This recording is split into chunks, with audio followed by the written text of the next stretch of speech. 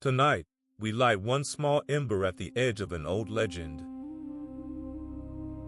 Breathe slowly. Let the world grow quiet. Our story begins in the warm, bright old Greek world, on a small island in a wine-dark sea, and out past it, at the very edge of every map, on a gray shore where a monster is said to sleep.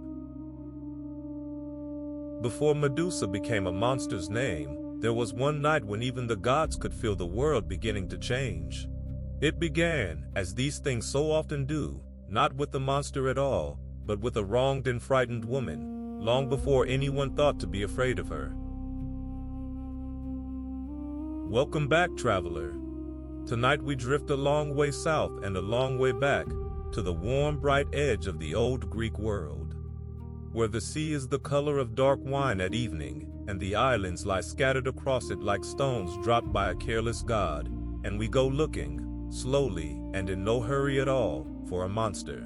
There is nothing you need to do now, nothing to hold on to, and nothing to fear. This is only a story, worn smooth by 3,000 years of telling, and it will do for you tonight what all such old stories were made to do, which is to carry a tired listener gently down into sleep. If your eyes are already heavy, let them close. You do not need them for where we are going.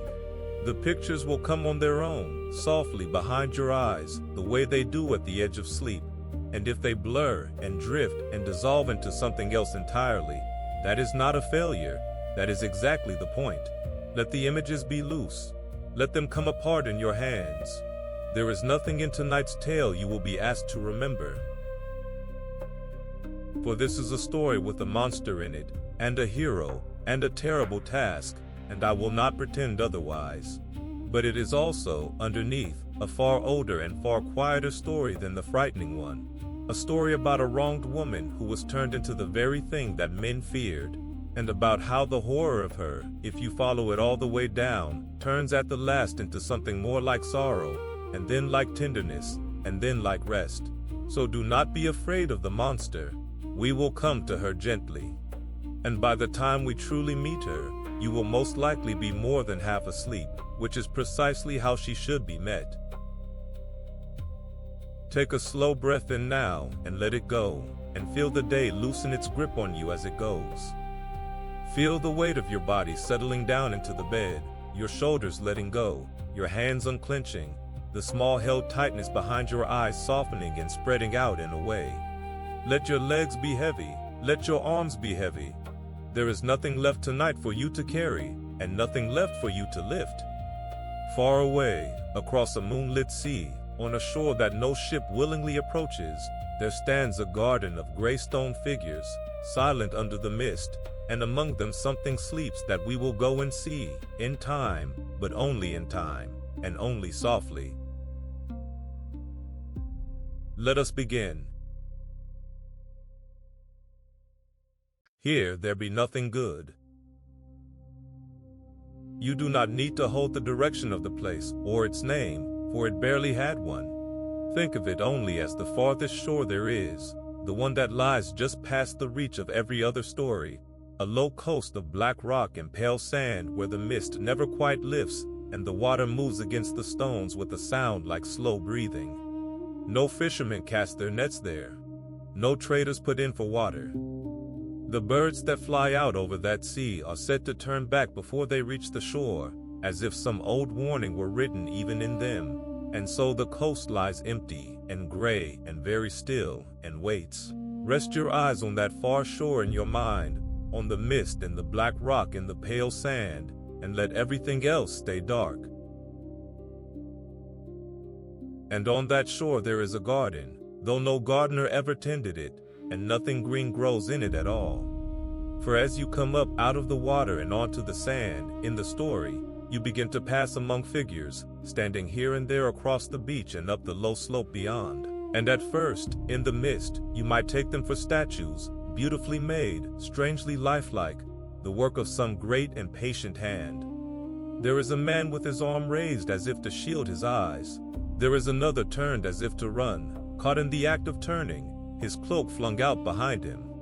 There is one kneeling, and one fallen, and one standing quite calm and upright, as though he had walked up the beach expecting nothing at all. And they are all of them gray, and cold, and utterly still, and they are all of them made of stone. Let that settle softly in the dark, and do not let it frighten you, for you are safe in your bed, and none of this can reach you. But understand what you are looking at in the story, because it is the whole heart of the dread of this place. These are not statues. No sculptor made them. Every one of these gray figures was once a living man, a sailor blown off course, or an adventurer chasing a rumor, or a hunter of monsters seeking fame, who came up onto this shore on his own 2 feet, warm and breathing and full of his own plans, and who looked upon a certain face, only once, only for the smallest part of a second, and in that instant was changed, entirely and forever, from a living thing into cold stone, exactly where he stood. The raised arm never fell. The running man never took his next step. Whatever they were doing, whatever they were feeling, is fixed in them still, held in the gray rock for all time, a whole gallery of last moments. Breathe slowly now, and let your own body feel, by contrast, how warm it is, and how soft, and how wholly your own. You are not stone. You are the living opposite of stone, heavy and warm and loose-limbed and sinking down into the kindness of your bed. And the more you picture those cold gray figures on the far shore, the more gratefully your own warmth comes up to meet you. Let that be the strange gift of this frightening place, that it makes your own soft aliveness feel like a blessing. Now let your gaze travel, in the story, past the last of the stone men, up the low gray slope, to a hollow in the rocks near the top of the shore, a kind of shallow cave or den, open to the misted sky. And there, if you dare to look, which you must not, and will not, you would see the reason for all of it. You would see 3 shapes lying together in the hollow, resting, for they are resting now, and one of them is the reason no bird crosses that water and no ship comes willingly to that sand. They are called the Gorgons in the old tongue, the 3 of them, 3 sisters, and the tellers of the tale describe them in fragments, as if even the storytellers did not quite dare to look at them straight, and only ever caught pieces. They had wings, it was said, broad wings folded now against their backs as they slept, wings of gold or of bronze that would carry them faster than any hunted thing could run. Their hands, some said, were of brass and hard as a blade. And their hair, which is the part every teller keeps, the part that comes down to us most surely of all, their hair was not hair at all, but snakes, living serpents. A nest of them growing from each head, coiling and uncoiling even in sleep, lifting their small flat heads and tasting the misted air with flickering tongues while their mistress dreamed. Picture that only softly, only as much as you wish to, the slow stirring of the serpents in the gray light, and then let the picture loosen, because we are not going to stay and stare. We are only learning tonight what the world believed about this place, so that later, much later, when you are nearly asleep, we can learn the truer and sadder thing beneath it. For 2 of these 3 sisters, the tale says, were immortal and could never die, and their names were Steno and Euryale, and they matter less to our story than you might think, for all their terror. But the 3rd sister, the one who lay between them in the hollow, was different from the other 2 in a way that would come to mean everything. She alone, of the 3, was mortal. She alone could be killed. And she alone had not been born a monster, though we will not speak yet of what she had been before, for that is the last and gentlest secret of the whole night, and it must wait. Her name, the one name out of all this old story that has outlived every other, the name that still carries a small cold thrill even now, was Medusa. Let that name settle in the dark and go quiet again, for tonight it is only a sound, a soft hiss and a soft close, and it cannot touch you. Feel your breath going slow and even. Feel the bed beneath you holding all your weight, patient and sure. The far shore is very far away, across a great deal of dark water, and you are only visiting it in the safe country of a story from which you may withdraw into sleep at any moment you please. It was the face that did the terrible thing. Not the wings, not the brazen hands, not even the serpents, though they were dreadful enough.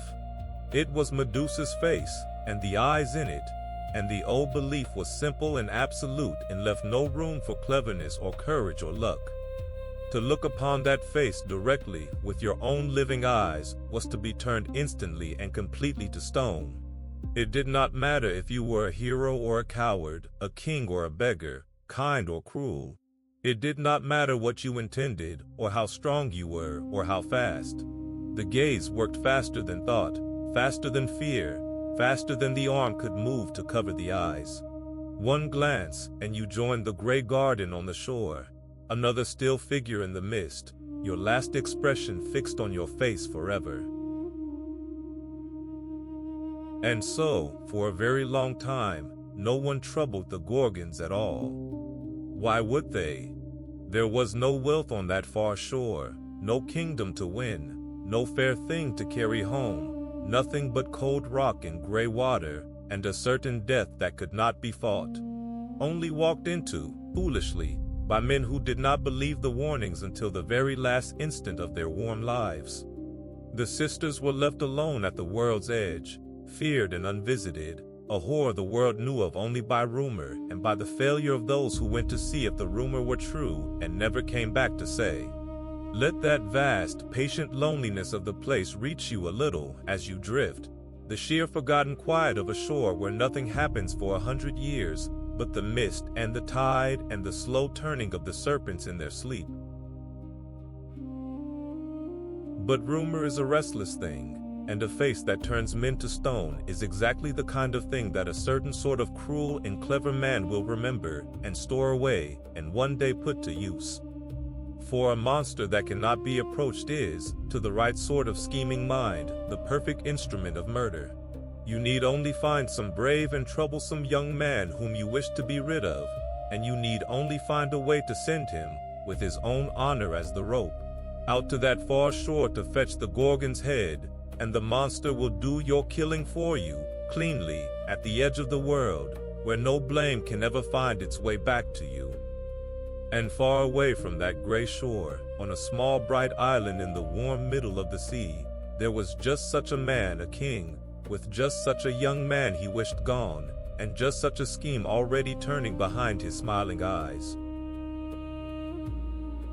But that is the next part of the tale, and there is no need to hurry toward it, for the night is long and we will get there gently in our own slow time. For now, let the far shore fade back into its mist. Let the gray figures stand where they stand, patient in the dark, harming no one, waiting.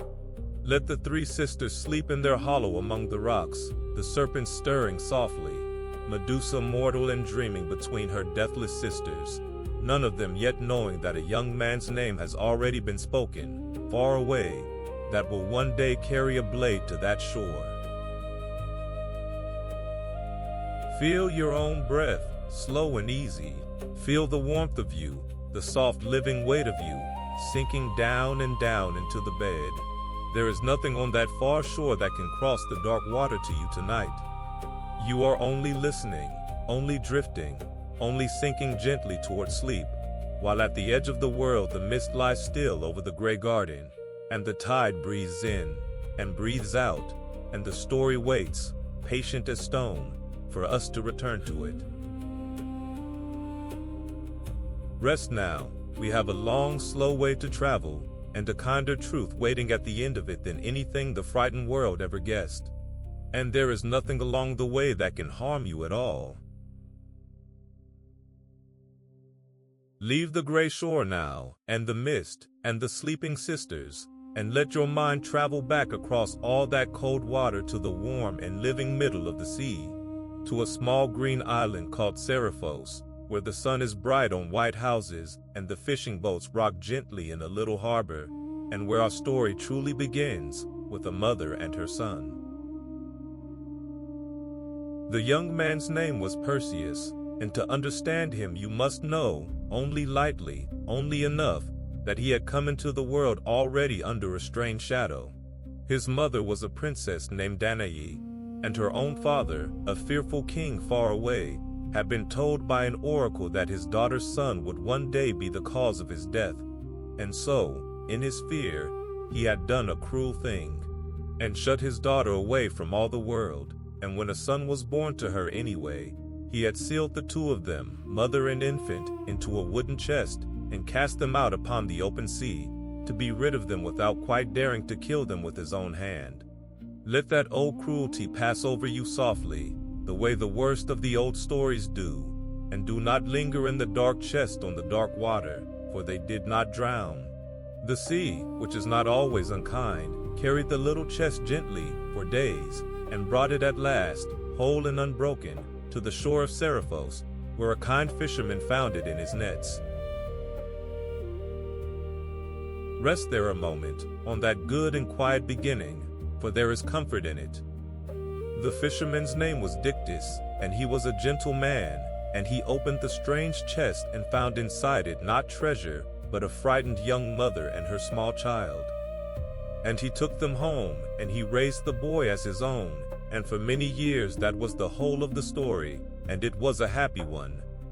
Perseus grew up on Seriphos, a fisherman's foster son, strong and open-faced and easy, mending nets and hauling boats, knowing nothing of the oracle or the chest or the frightened king across the water. And his mother Danae kept her old sorrows to herself, and watched her son grow tall in the sun. Let that happiness be real to you, for it was real, and it lasted, a boy and his mother safe at last on a small bright island, before the shadow found them again. For the fisherman Dictys, kind as he was, had a brother, and the brother was the king of that island, and his name was Polydectes, and he was not kind at all. Where Dictys was gentle, the king was grasping. Where Dictys asked for nothing, the king wanted everything he saw. And in the fullness of those quiet years, the king saw Danae, the mother, who was still beautiful, and he decided that he would have her for his own, whether she wished it or not. Feel, only softly, the change that comes into a story when a powerful man decides he is owed a person, for it is the same cold note that will sound, later, in a far grander and more terrible key, in the oldest part of Medusa's own tale. Tonight the world is full of men who take what they want, and full also, thank the gods, of those who stand in their way. But Danae did not want the king, and she refused him, gently at first and then firmly, and she had a protector in this, one single obstacle standing between the king and the thing he wanted, and that obstacle was her son. For Perseus was grown now, and strong and devoted to his mother, and while he stood at her side, the king dared not simply seize her, for the young man would fight, and the people loved the fisherman's foster son, and there would be trouble the king did not want. And so Polydectes did what grasping and clever men so often do when a single brave person stands in their way. He did not challenge Perseus openly. He set out instead to be rid of him by a trick, to send him far away on some errand from which he would never return, and to make the young man himself agree to go, so that no blame could ever fall on the king. Let the cold cleverness of that settle in the dark, and feel, by contrast, how simple and warm the young man is, walking into it, suspecting nothing. So the king made a feast, and gave out that it was a feast of a particular kind, the sort where every guest was expected to bring the king a gift, a fine gift, worthy of a royal favor. And the pretext he gave was a false one, that he meant to go and woo a certain princess of another island and needed gifts to carry to her. And every young man of standing on Seriphos was invited, and each was expected to bring the king a horse, a good horse, as his contribution to the wooing. Picture the bright hall full of young men, the long tables, the wine, the laughter, and each of them leading in or promising a fine horse for the king, all of it a piece of theater with a single true purpose hidden inside it, aimed at one guest alone. And that one guest, Perseus, sat among them with nothing to give. For he was only a fisherman's foster son, whatever his blood, and he had no fine horses, no wealth, nothing to lay before the king, and he felt the lack of it keenly, the way the young and proud and poor always do, in a room full of those with more. And the king, watching, let that shame do its work, and then, gently, cruelly, drew it out of him. "What would you give me, Perseus?" the king asked, before them all, "since you bring no horse?" And here the whole trap closed, for it closed not on the young man's weakness, but on his strength, on the best thing in him, his pride and his courage, and his hatred of looking small. Rest a moment on how it is always our finest qualities, and not our worst, that the truly clever cruelty finds a way to use. For Perseus, stung and young and unwilling to be shamed before the laughing hall, said the reckless thing that the king had been fishing for all along. He said that a horse was a small thing, that any of these others could bring a horse, and that he, Perseus, would bring the king a greater gift than any horse in the world. He would bring the king, he declared, the very head of the Gorgon Medusa herself. And the words were out of him, and hanging in the air, before he had truly weighed them, a boast made to save his pride in a warm, bright room, with no idea at all of the gray shore and the garden of stone and the sleeping sisters at the edge of the world. Feel that terrible small moment, familiar to anyone who has ever said a rash thing to keep from looking foolish, the words leaving the mouth a half-second before the mind can call them back. And the king smiled, and took him at his word at once, and held him to it before all the witnesses in the hall, so that there could be no taking it back. "A noble promise," the king said, "and a fitting one, and I accept it gladly. Bring me the Gorgon's head, and you will have honored your king above all these others." And so it was sealed, publicly, with the whole feast as witness, and Perseus, who had meant only to save his face, found that he had bound himself, by his own honor, to travel to the one place in all the world from which no man had ever returned, and to do the one thing that could not be done, and to bring back the one trophy that killed everyone who tried to take it. The trap had worked perfectly. The young man would go, of his own free will, because his honor now demanded it, and the monster at the edge of the world would do the king's murder for him, far away, where no blame could reach. Let that close softly in the dark, and do not be afraid for the young man, for you already know, in the safe way of an old story, that he is the hero of it, and that heroes in these tales are given help. But feel, as he must have felt, walking home from that bright hall under the stars, the enormity of what he had promised, the slow, cold dawning of it as the wine wore off, the impossible shape of the task rising up in front of a fisherman's son who owned nothing but a boast. He had no ship worthy of the voyage, no map to the world's edge, no weapon that could touch a Gorgon, and no way at all to look upon a face that turned men to stone and live. He had only his word, given before witnesses, and the long dread of keeping it. Rest a moment on that long walk home, for it is a very human hour, the hour after the rash word, when the wine cools and the crowd is gone, and the enormity of what you have said settles slowly onto your shoulders under the indifferent stars. Everyone who has ever spoken too quickly to save their pride knows something of that walk, the slow, cold arithmetic of a promise that cannot now be unmade, the wishing it back that changes nothing. And yet feel, too, the other thing that lives in that hour, the strange steadying that comes when a thing is truly decided and cannot be undone, when the only road left is forward. Perseus could not unsay the boast. He could only keep it, or be shamed forever, and somewhere on that dark walk home the fear must have begun, very slowly, to harden into resolve. Let that quiet turning settle in you as you drift, the way dread, once there is nothing to be done but go on, can soften at last into a kind of calm. And yet the gods, in these old stories, are watching more often than we know, and they do not always love the schemes of cruel kings, and there were two among them, in particular, who had reasons of their own to take an interest in a brave young man setting out on an impossible road. But their help, and the strange first errand they would set him, belongs to the chapters ahead.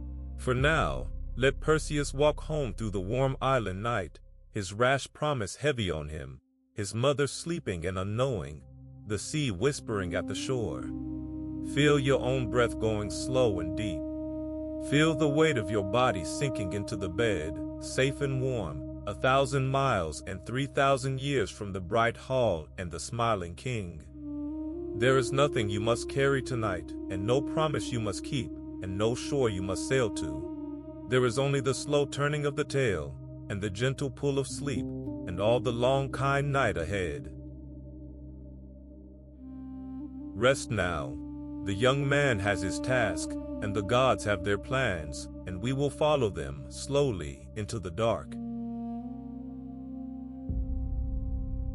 Perseus set out then to keep his impossible promise, and at first he did not know even which way to turn, for no one on the warm, bright islands could tell him the road to the Gorgon shore, and those few who had ever known it had sailed away to find it and had not come back to draw the map.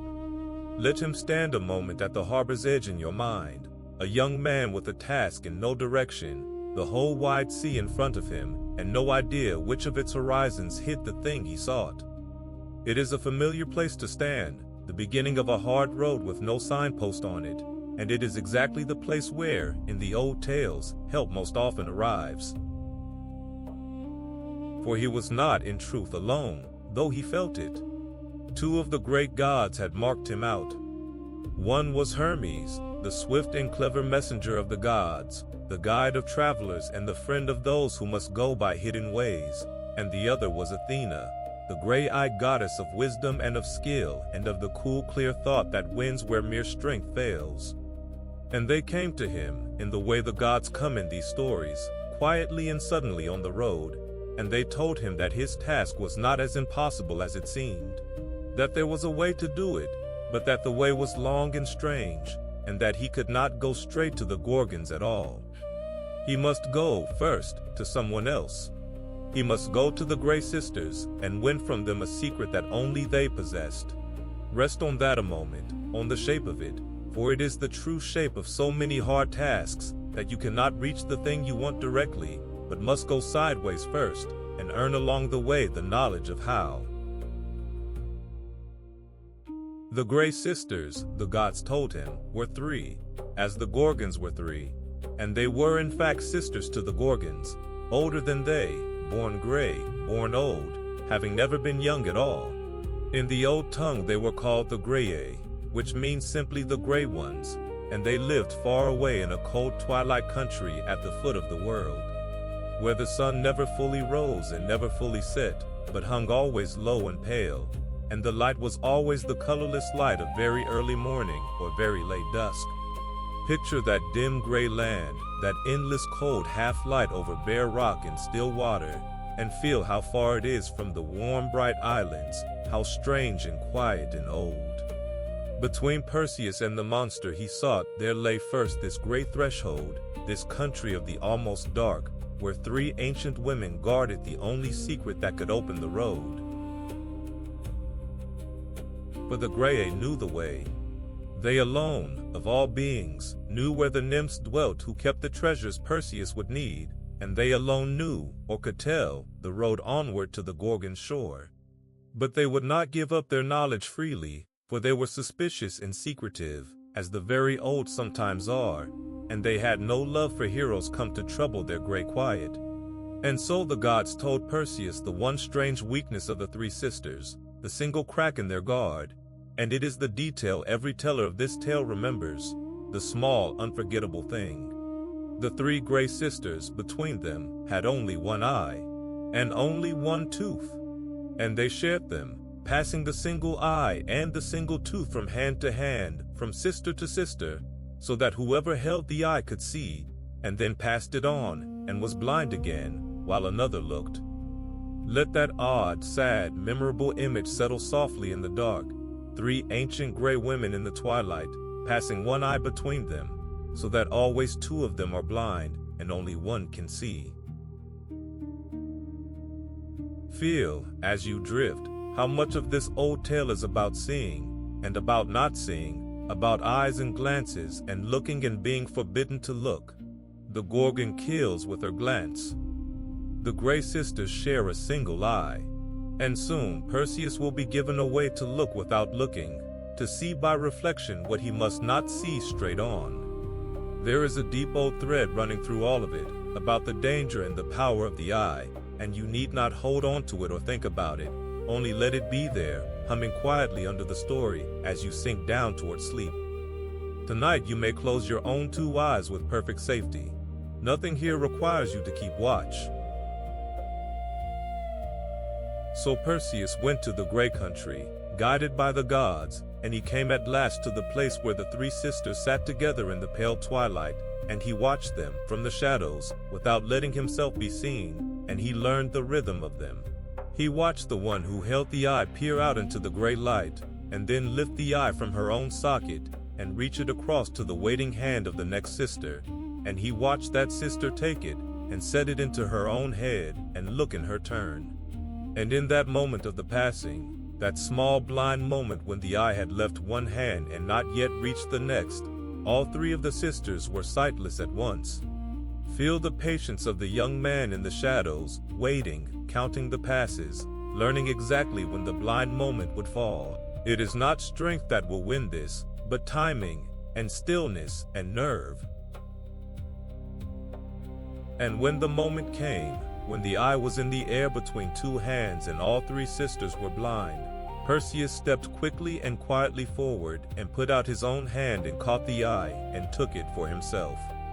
And then he stepped back and held it, and the three Grey Sisters reached and found nothing, and reached again, and understood slowly, in rising alarm, that their one eye was gone, that a stranger was among them, and that they were, all three of them, entirely blind and in his power.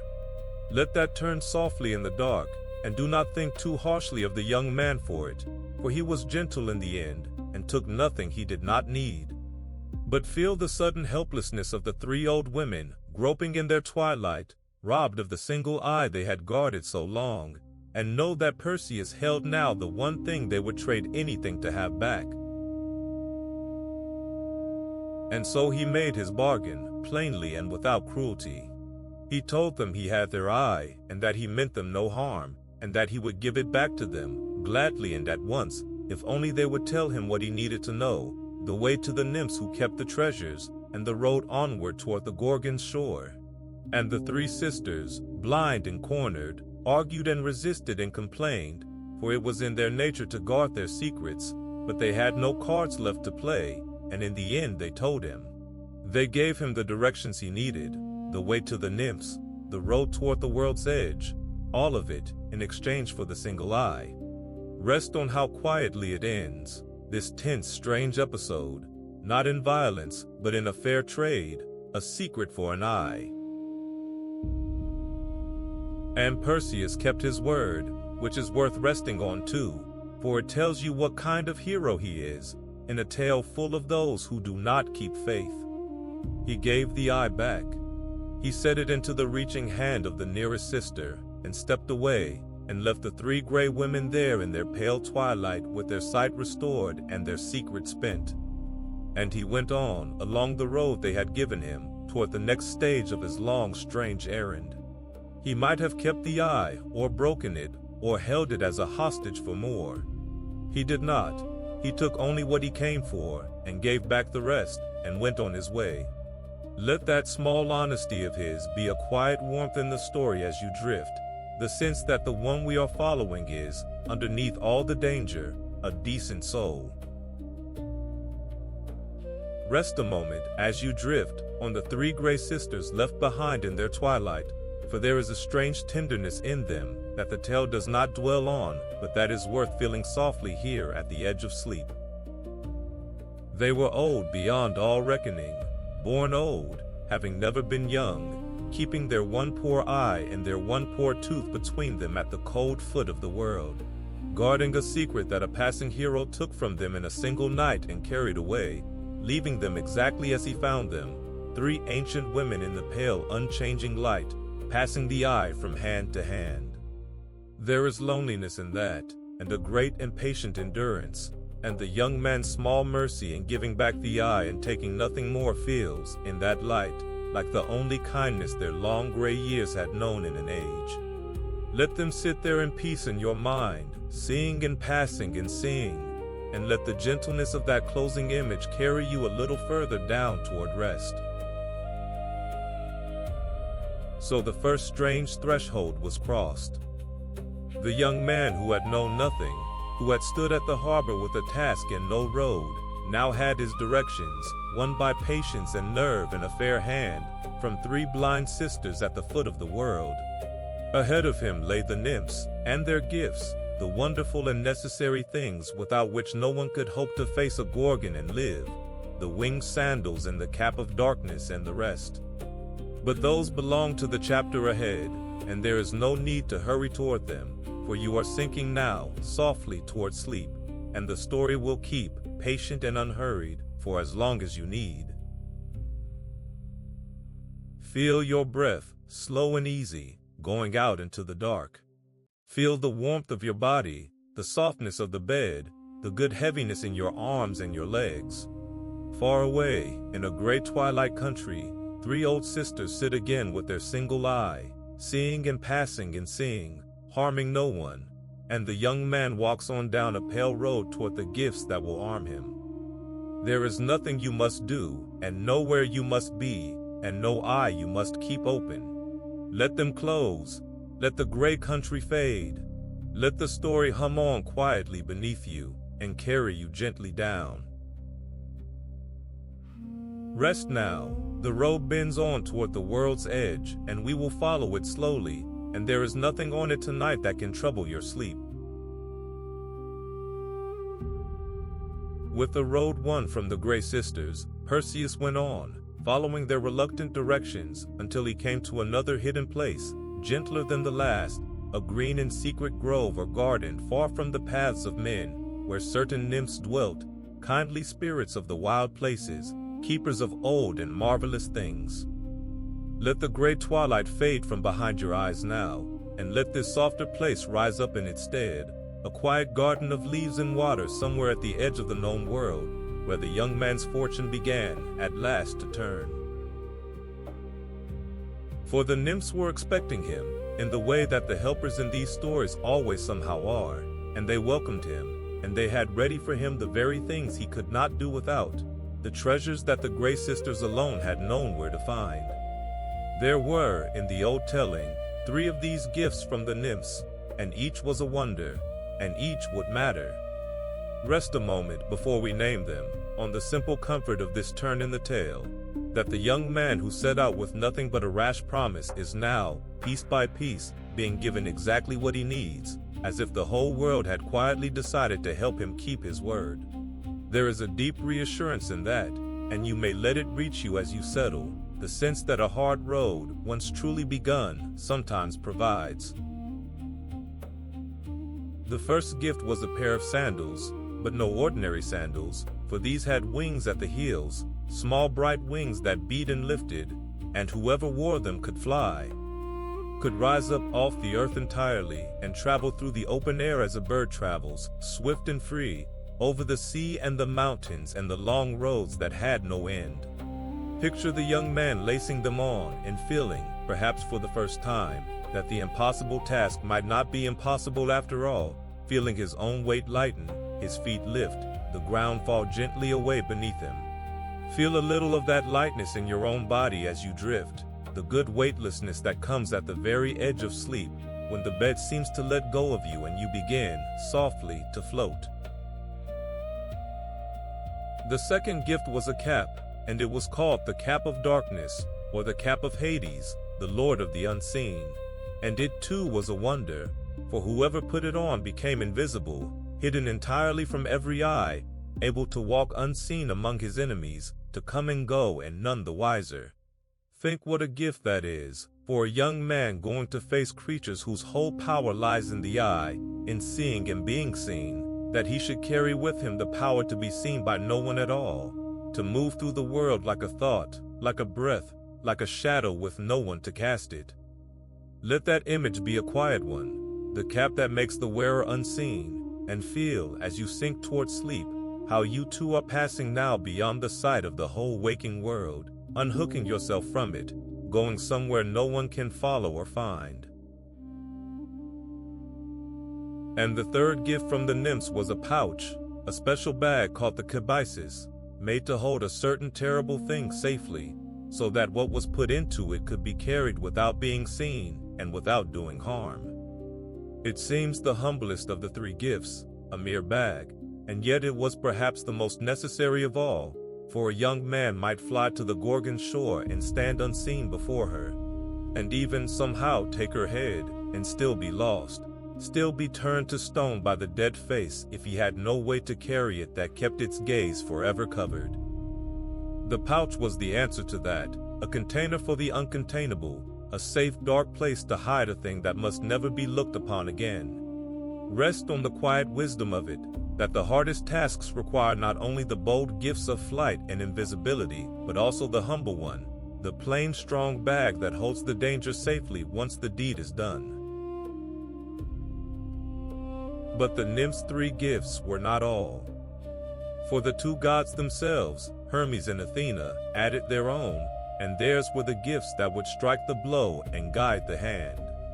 Hermes, the swift one, gave Perseus a weapon, a sword or a sickle, curved and cruelly sharp, made of adamant, the hardest of all substances, unbreakable, keen enough to shear through anything, even the neck of a monster whose skin might turn an ordinary blade. Picture that curved, bright weapon in the young man's hand, the one thing in the whole array of gifts that was made not for travel or for hiding, but for the single hard stroke that was coming. And feel, gently, that even this is nothing to fear tonight, for the blow it will strike falls far away, in a story, on a sleeping horror at the world's edge, and never anywhere near your safe and quiet bed. And Athena, the gray-eyed goddess of wisdom, gave the last gift and the most important, and with it the one instruction on which the whole of the young man's life would turn. She gave him a shield of bronze, polished, the tellers say, until it shone like a mirror, until its curved face gave back the world as clearly as still water gives back the sky. And she told him what it was for, and it was not, in the ordinary way, for guarding against blows. It was for seeing. For the goddess told Perseus the one absolute rule of the task ahead, the rule he must not break by so much as a heartbeat's carelessness if he wished to live. He must never, ever look upon Medusa directly, not once, not for the smallest instant, not to be sure of his aim, not out of fear, not out of the terrible human urge to look at the very thing we most dread. To look at her straight, even for a fraction of a moment, was to die, to join the gray garden on the shore. And so, the goddess told him, he must not look at her at all.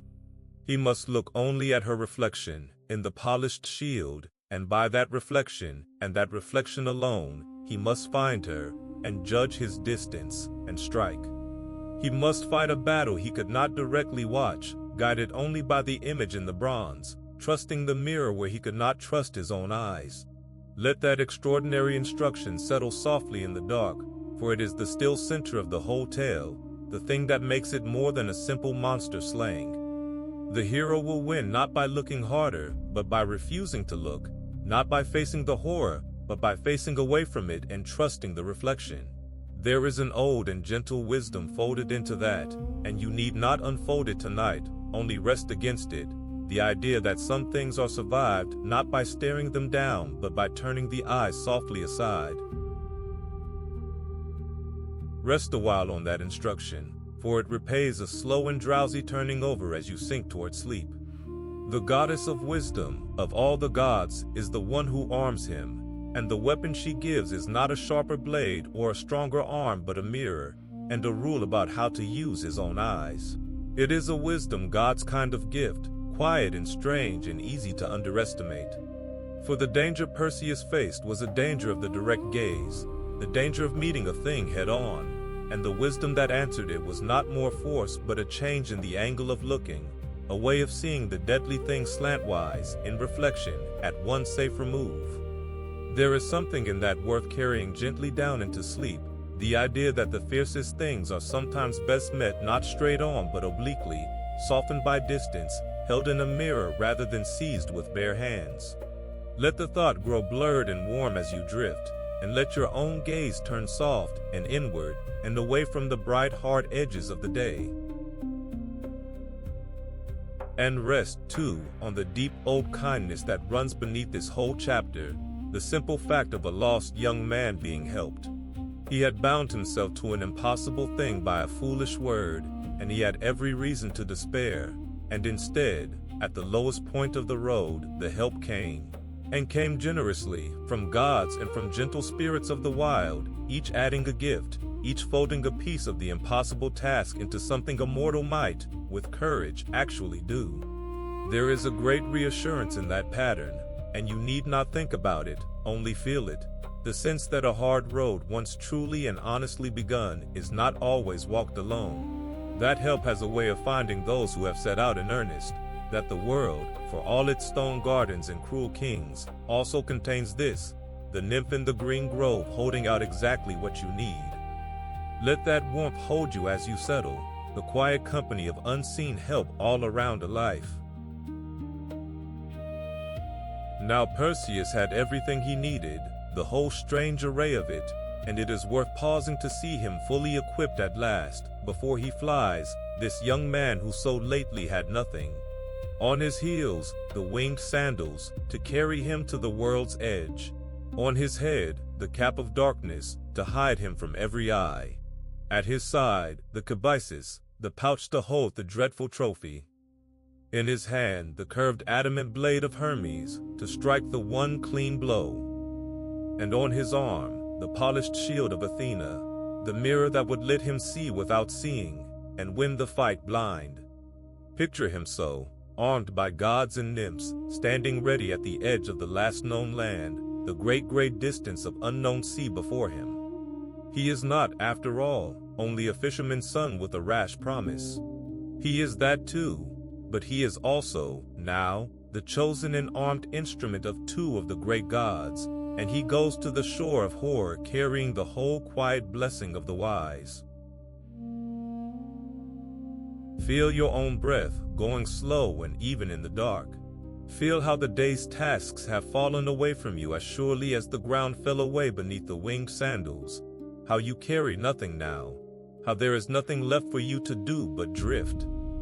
The young man laces his sandals and settles his cap, and takes up his mirror shield and his curved blade, and lifts gently into the darkening air, and turns his face toward the far gray shore.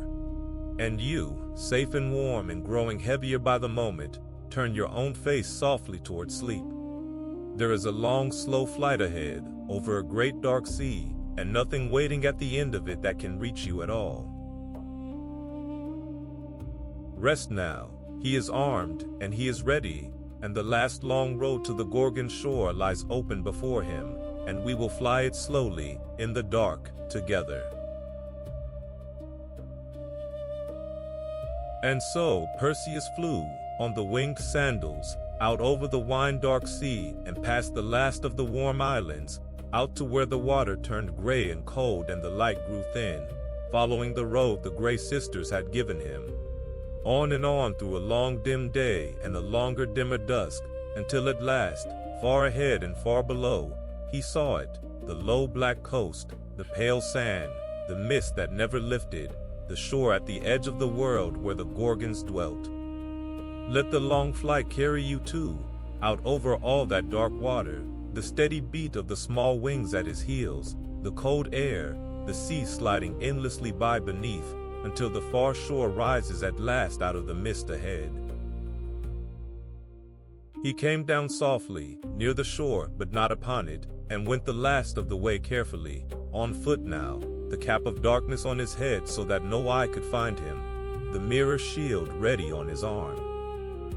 And as he came up onto the pale sand in the gray half-light, he began to pass among the figures, the standing shapes we spoke of at the very beginning of the night, and now he saw them close, and understood them, and felt the full cold weight of what they were.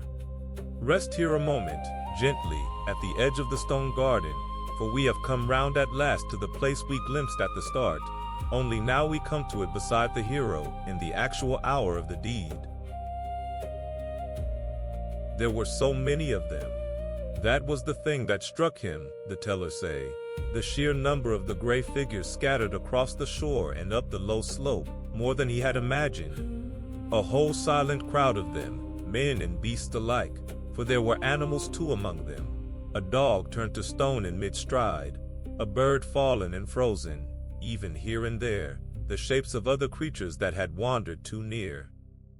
And every one of the men wore, on his stone face, some last expression, and Perseus could read them all, the fear, the disbelief, the courage, the simple, ordinary curiosity of a man turning to see what the sound was, and each of them had been, once, as alive as he was now, warm and breathing and full of his own hopes, until the one glance took them. Let that settle in the dark, softly, not as a horror, but almost as a sadness, this crowd of stilled men who had each come here believing, as men always do, that they would be the one to succeed. And feel, as Perseus surely felt, moving among them unseen, how easily he might join them. One lifting of his eyes, one moment's forgetting, one instinctive human turn of the head toward the thing ahead, and he would stand here forever too, another gray figure in the mist, his own last expression fixed on his face for the tide to wear away over 1,000 years. The whole garden was a warning and a promise, and he walked through it with his eyes down or on the mirror, never, never lifting them, holding to the goddess's rule with every step. Breathe slowly now, and let your own eyes rest closed, and feel the deep safety of your own darkness, that you may close your eyes here with no danger at all, that the closing of them is the very thing that carries you down toward sleep.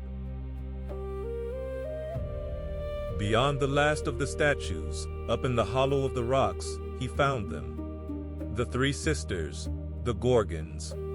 They were sleeping, as the tellers say they were, lying together in the gray light, and Perseus, keeping his gaze always on the polished shield, never on the sisters themselves, crept nearer, and saw them as reflections in the bronze, small and clear and strange in the curved mirror on his arm.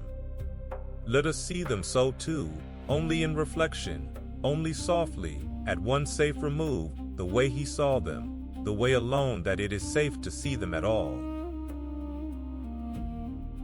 In the mirror he saw the wings, folded now, dull gold in the gray light. He saw the coils of the serpents that were their hair, stirring even in sleep, lifting and turning their small flat heads, tasting the air, the only moving things in all that stillness. He saw the shapes of the three sisters lying close together, and he could not, at first, tell which of them was the one he sought, for the tale had told him only this: that of the three, two were immortal and could not be killed, and only one, the one called Medusa, was mortal, and it was her head alone that he could take, and her head alone that he had come for. To strike at either of the others would be to waste the blow, to wake them all, to die. Feel the terrible care the moment required. The young man crouched among the stone dead, watching three sleeping horrors in a mirror, needing to know, before he struck, exactly which of them could die. And here, the tellers say, Athena herself was near him, unseen, the gray-eyed goddess who had given the shield, and she guided him, showed him, by some sign or some steadying of his hand, which of the three was Medusa, the mortal one, the one he had come so far to find. Rest a moment on that quiet divine help in the dark, the goddess at the hero's shoulder in the worst and most dangerous instant, pointing, steadying, making sure the blade would fall where it could do its work and nowhere else. He was not alone even here, even at the very edge of the deed. The wisdom that had armed him had come with him all the way to the shore. So he knew her now, in the mirror, the one he must strike, lying there asleep among her deathless sisters, the serpents coiling softly about her head, her face turned, in the reflection, away from him and toward the gray sky. And we will not, tonight, look any closer at that face than he did, than the safe curved bronze allowed. For there is a secret in that sleeping face that the whole rest of the night will slowly open, a secret that will turn all the horror of this shore, in the end, to sorrow and to tenderness. But it is not time yet, and Perseus did not know it, and could not have known it, crouched there with his blade, seeing only the monster the world had sent him to kill. Let her sleep, for one more chapter, unwronged by our staring, only a shape in a mirror, only a reflection of a reflection, at the safe far edge of an old, old tale. Let us rest a while in the strange stillness of that shore before the blow, for it is a held and waiting quiet unlike any other in the tale, and there is a deep drowsy peace in it if you let it reach you. Everything on that shore is motionless. The stone men stand where they have stood for 100 years and will stand for 1,000 more. The mist hangs unmoving over the black rock. The gray sea barely breathes against the sand. And in the midst of all that stillness there are only two things that move at all, the slow coiling of the serpents in their sleep, and the young man creeping softly forward with his eyes on the bronze. And even they move as if underwater, as if the very air of the place had thickened into something that would not be hurried. Feel that thickened, slowed, dreaming quality of the moment settle over you too. The sense of a world holding its breath, everything gone slow and heavy and still, exactly as your own body is going slow and heavy and still now, sinking down. And feel, as you drift, how much this whole shore is a place of endings held forever open. Every stone man on it is a last moment that was never allowed to finish, a step never completed, a cry never fully cried, a turn of the head frozen halfway. There is a strange mercy in sleep by contrast, and you may feel it now as a kindness, that your own day is allowed to end properly, to close and soften and let go. That you are not caught and held in any last bright instant, but permitted instead to dissolve gently out of the day and down into the dark. The stone garden cannot do that. It is all arrested, all held, all unfinished. But you are not stone. You are allowed to end the day and let it go, and that permission is itself a kind of peace. Let the day go now. Let it soften and close. Let yourself finish and rest. And think, only softly, how strange it is that the one who lies asleep in the mirror, the one he has come so far to strike, is herself at rest, is herself doing the very thing you are doing now, sleeping, unaware, at peace for this last moment. There is something in that the tale does not point to directly, but leaves for the listener to feel, a first faint thread of the sorrow that will unwind, much later, into the whole sad truth of who she was. For now it is only the ghost of a feeling, passing over the scene like the shadow of a cloud. The sense that the monster asleep in the bronze is, in this instant, not so very different from any sleeping thing, vulnerable and quiet and unguarded. Let that thread lie where it falls, unpulled for tonight, and let the sleeper sleep, and the mirror hold her softly, and the shore stay still. He raised the curved blade of Hermes.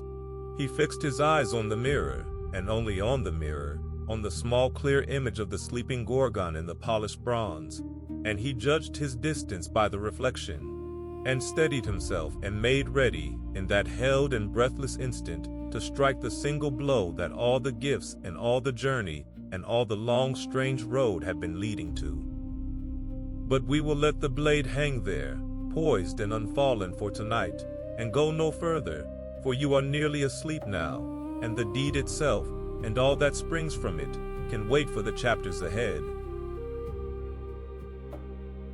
Feel your breath, slow and deep and easy in the dark.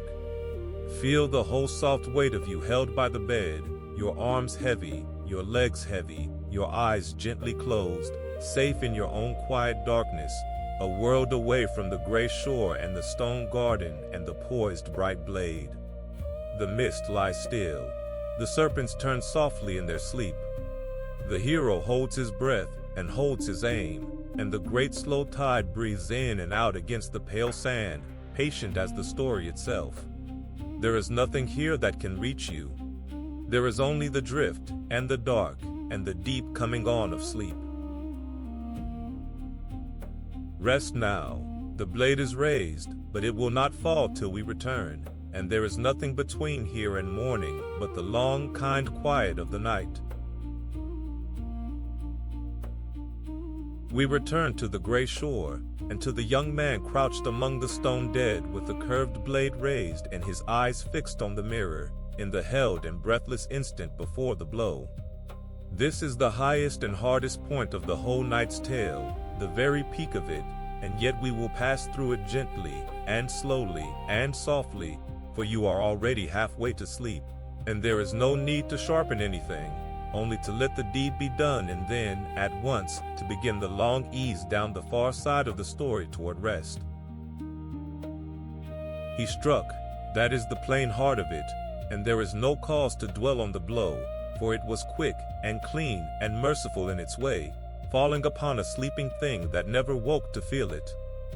Guided by the reflection in the polished shield, never once lifting his eyes to the Gorgon herself, steadied by the unseen hand of the goddess at his shoulder, Perseus swung the curved adamant blade of Hermes in a single sure stroke, and it sheared through the neck of the sleeping Medusa, and the deed that all the world had thought impossible was done, in an instant, in silence, in the gray half-light, without his ever having looked upon her at all. Let that fall softly in the dark, the one hard stroke, over almost before it began, and then let the whole story begin from this moment, to loosen and to slow and to turn toward gentleness. And still he did not look. That was the discipline that saved him, and it is worth resting on, for a lesser hero, in the rush of the deed, might have glanced down in triumph or in horror to see what he had done, and might have died of it, turned to stone with the dreadful trophy at his feet. But Perseus held to the goddess's rule even now, even in the wild instant after the blow, and kept his eyes on the mirror, or turned entirely away, and reached down without looking, working by touch and by the reflection, and found the severed head, and lifted it, and swept it quickly into the cabyses, the special pouch made to hold exactly this, and drew the mouth of the pouch closed over it, so that the terrible face was hidden away in the dark of the bag, where it could no longer harm anyone at all. Feel the great releasing of tension in that, the dreadful thing safely bagged and dark, the power of it folded away, carried now but no longer looking out. Rest a long, slow breath there, in the quiet just after. The impossible task is accomplished. The head that turns men to stone is taken and hidden, and the young man is still alive, still himself, still warm and breathing among the cold stone figures on the shore. All the dread of the earlier chapters, all the long building of the horror, has crested now and broken, and from this point on the tide of the story runs the other way, toward escape, and toward home, and toward the slow, sad softening of everything we thought we knew about the monster on the shore. You have come through the highest point of the night. Everything ahead of you now is gentler than what lies behind. Let your body feel that, and sink a little deeper into the bed, a little heavier, a little more at peace, past the hardest part and safely down the far side. For a moment, let us simply be glad for him, the fisherman's son who kept his rash promise against all the odds, armed by the gods and steadied by the goddess and saved, in the end, by his own patient refusal to look at the thing he feared. He had done what no one had done, and lived, and he had the proof of it, heavy and hidden, in the pouch at his side.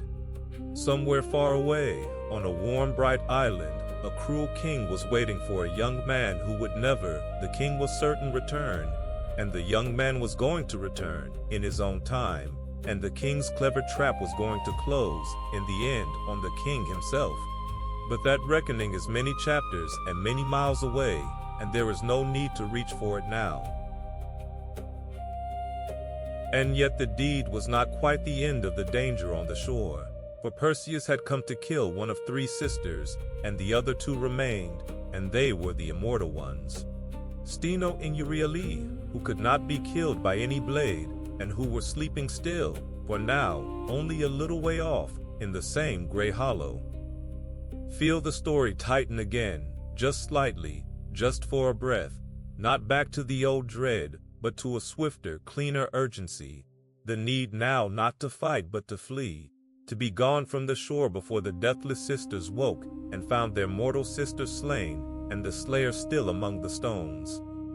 But the pieces were already in place for his escape, all the gifts the gods and nymphs had given him bending now to the single purpose, to carry him away unseen and unfollowed into the dark. And that flight, and the strange wonders that rose from the Gorgon's blood in the very moment of her death, belonged to the chapter just ahead. Rest here a while on the strangeness of a victory won entirely by looking away. For in almost every other story of a hero and a monster, the hero triumphs by facing the thing, by meeting its eyes, by staring it down in some final contest of will, and the whole drama turns on the courage to look. But this tale, alone among them, is built the other way around. Here the hero wins precisely by refusing to look, by keeping his eyes turned aside, by trusting the dim reflection in the bronze over the fierce urging of his own sight. The bravest thing Perseus did on that shore was not the blow at all.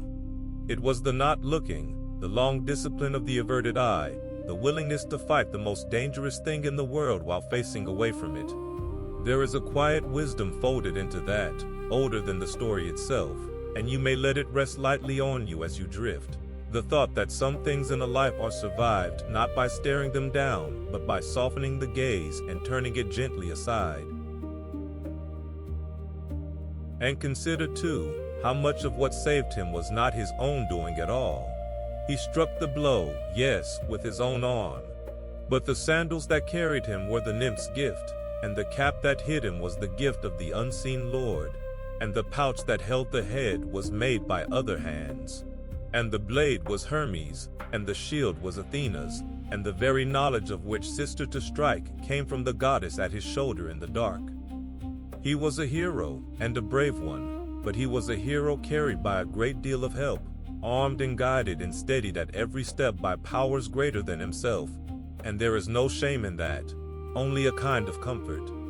For it is a truer picture of how the hardest things are ever accomplished than the lonelier stories give us, the truth that no one who does a great thing does it entirely alone, that behind every steady hand there are 100 quiet gifts and guidances that never show in the telling. Let that ease you as you settle, the sense of unseen help all around a life, holding it up. And now feel how completely the shore has changed its character in the space of a single stroke. A moment ago it was the most dreadful place in all the world, the garden of the stone dead, the lair of the unlookable horror, and every teller for 3,000 years had shivered to bring a listener near it. And now, with the head hidden away in the dark of the pouch, the terror of the place is simply gone, drawn out of it like heat out of a stone at evening. The mist is only mist now. The gray figures are only sad old statues, harming no one. The shore is only a lonely shore at the edge of the sea, quiet and cold and almost peaceful. The very thing that made it terrible has been folded away into a bag, and the place breathes out and is still. Let your own body breathe out with it, all the held tension of the long climb through the frightening chapters loosening now and flowing away, leaving you soft and heavy and calm. And there is one more quiet thing to rest on here before we let the shore go, and it is the thing that turns the whole tale, though we will not understand it fully until the very end of the night. It is this, that the sleeping face beneath the blade, the face he was so careful never to see, had not always been a horror.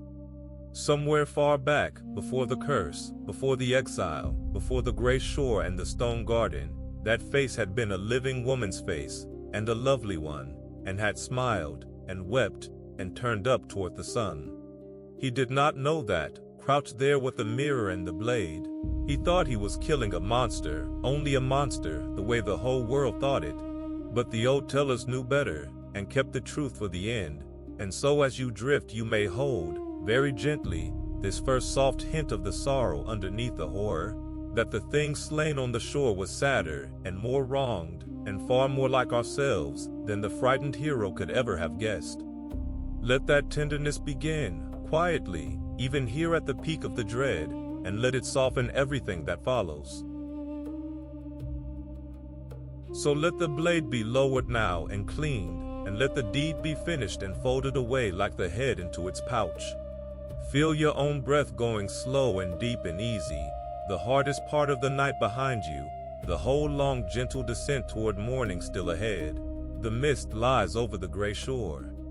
The stone garden stands silent as ever, one grief added to it and one horror taken from it. And the young man straightens, with the heavy pouch at his side, and turns his face toward home, and toward the long flight over the dark sea, and toward all the softer wonders still to come. There is nothing here now that can trouble you at all. Rest now, the worst is done, and done gently, and everything from here leads down and down toward peace. Now here is a strange and beautiful thing, and it happened, the tellers say, in the very instant of the blow, so that we must go back one heartbeat to see it, to the moment the blade passed through and the head came free. For from the severed neck of the Gorgon, in that same instant, there sprang two living wonders, two children born impossibly out of her death, leaping up into the gray air of the shore. Let that odd marvel rise softly in the dark, for it is one of the loveliest turns in the whole tale, that out of so much horror and so much sorrow there should come, in the same breath, new life. The first of the two was a horse, and not an ordinary horse, but a great and shining one, white as sea foam, with broad white wings folded along its back, a winged horse, the most beautiful creature in all the old stories, and its name was Pegasus. Picture it bursting up from the shore into the gray light, shaking out its great white wings for the first time, rising, wheeling, wild and free and newborn, a thing of pure grace sprung out of a scene of death. And the second that rose was a warrior, a golden youth, fully grown and armed, and his name was Chrysaor, which means the one with the golden blade. And he too leapt up from the fallen Gorgon, and went out into the world to his own destiny. Two children, a winged horse and a golden warrior, born in a single instant from a mother's death, and the tellers say their father was the god of the sea, which is a thread we will not follow yet, for it belongs to the last and saddest secret of the night. Rest a moment on the winged horse, especially on Pegasus, for of all that sprang from this dark shore, he is the one the world has loved and remembered best, the white horse with wings, the very image of freedom and of flight and of the spirit lifting up out of heavy things. There is something deeply consoling in him, if you let it reach you as you drift, that from the neck of the feared and murdered monster there rose, of all things, this creature of light and air, as though the story itself were insisting that even here, even in the worst of it, beauty was not absent, was in fact bound up in the very heart of the horror, waiting to be born.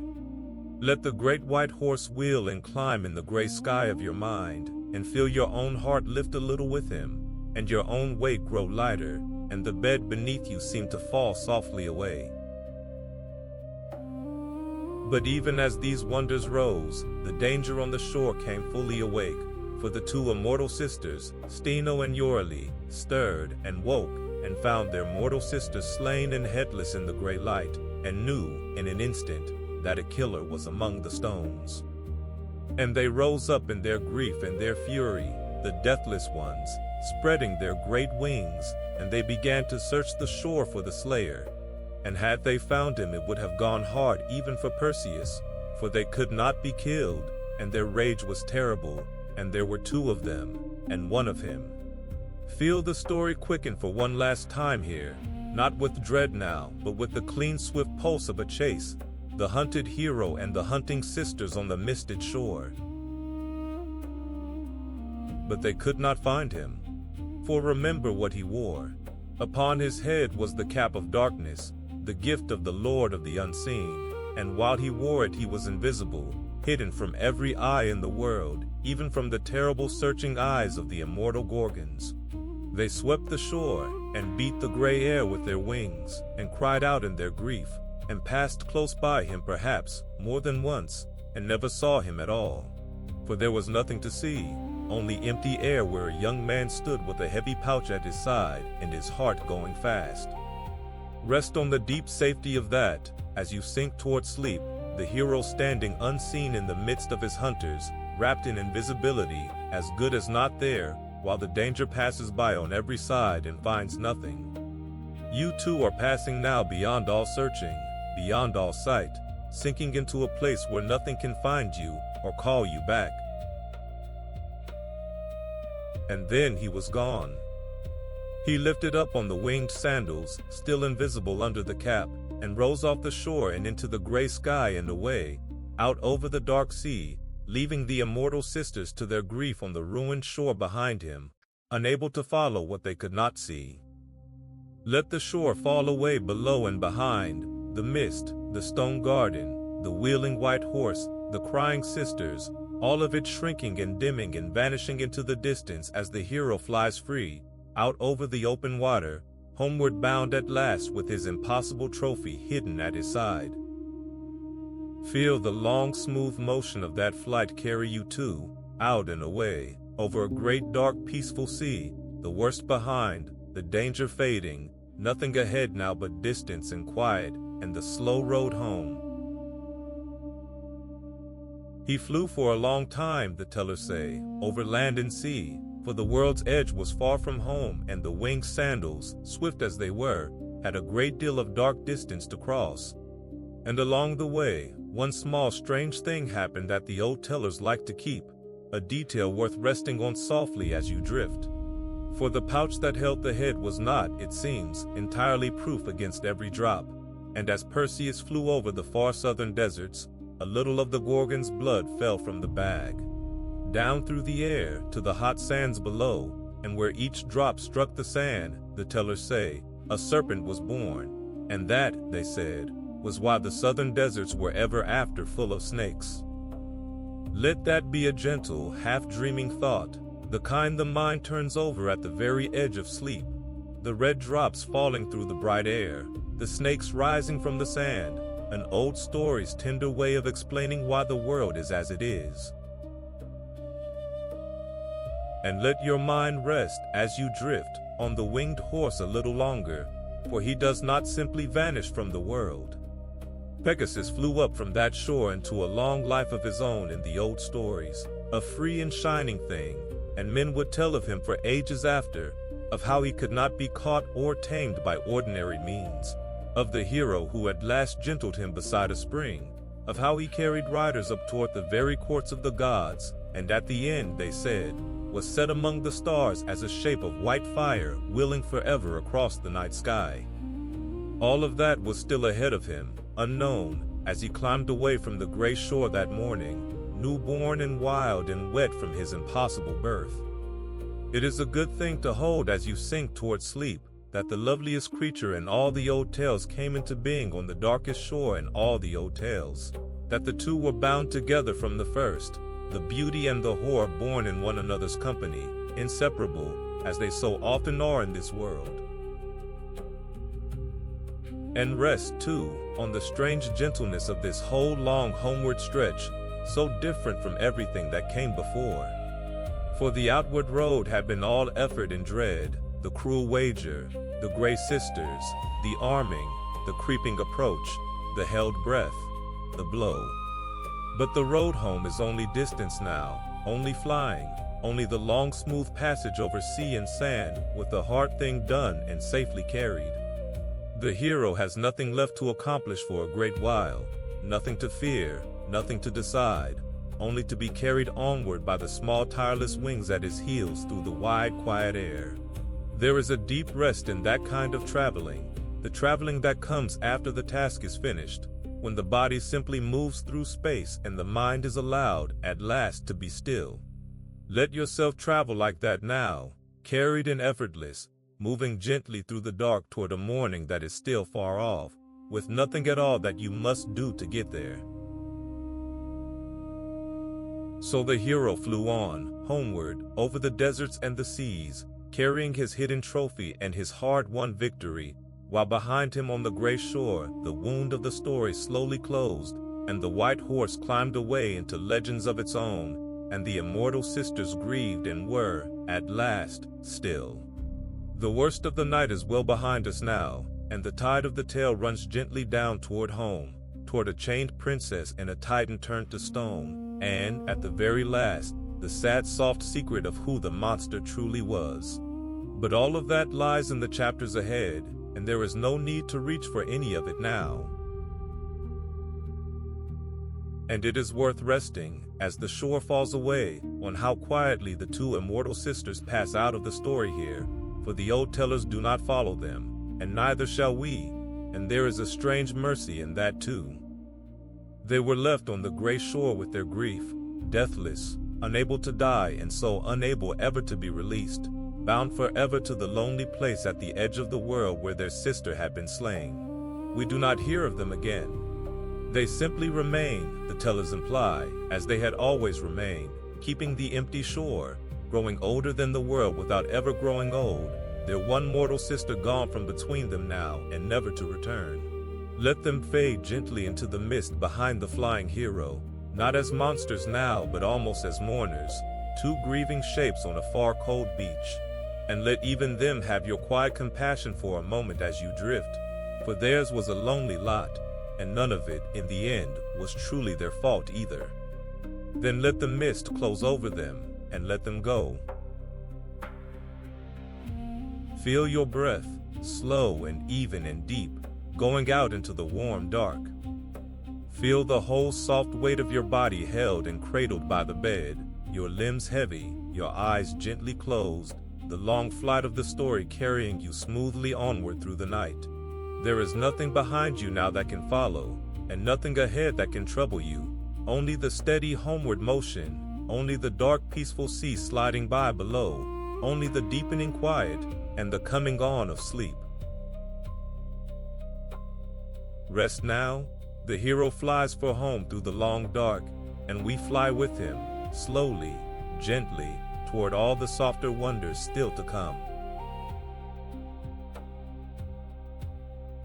The deed is done now, far behind us, and the shore of the Gorgons is falling away into the mist at the world's edge, and we go on from here more gently, for the fiercest part of the night is over. Perseus is in the sky. Imagine that, softly, before anything else, a young man in the winged sandals of the messenger god, rising up over a gray sea. The cap of darkness upon his head so that he cannot be seen at all, not by the deathless sisters raging on the shore below, not by anything, and at his side the heavy pouch, tight closed, holding the thing we will not look at. He is invisible, and weary, and alive, and turning at last for home. Let yourself rise with him, lightly, the way you rise in a dream, and feel the cold sea air grow warmer as the far south falls behind. He did not fly in a straight line, the old tellers say, for the winds took him, and the way home was long, longer than any map, out along the rim of the world where the known lands give way to desert and legend. And beneath him, as he flew, a strange and quiet thing was happening, drop by drop, that would seed a whole country with wonder. For the pouch, though tight closed, could not hold back everything, and now and then, as he crossed the great red deserts of the south, a single drop of dark blood fell from it, down through all that empty air, to strike the pale sand far below. Picture only that, the slow fall of one dark drop through a golden evening, turning and turning as it falls, and let the rest stay soft. And where each drop struck the warm sand, the tale says, a serpent grew. That is the old explanation, gentle and strange, for why the deserts of the far south came to be so full of snakes, when the green lands of home had so few. Every viper that ever slid across that red country, every small quick shape in the dune shadow, was said to be a child of those falling drops, born of the blood of the Gorgon as the hero carried her home across the sky. There is no cruelty in it, only the old world's way of explaining itself, of saying that even a monster's death leaves seeds behind, and that the world is stitched together by such stories, drop to serpent, sky to sand. Let that thought drift through you and away, and feel how far below the desert is, and how high and quiet the air where you are flying. Feel yourself settling deeper into the bed now, as Perseus flies on, the sky darkening from gold to deep blue, the first stars coming out over the endless sand.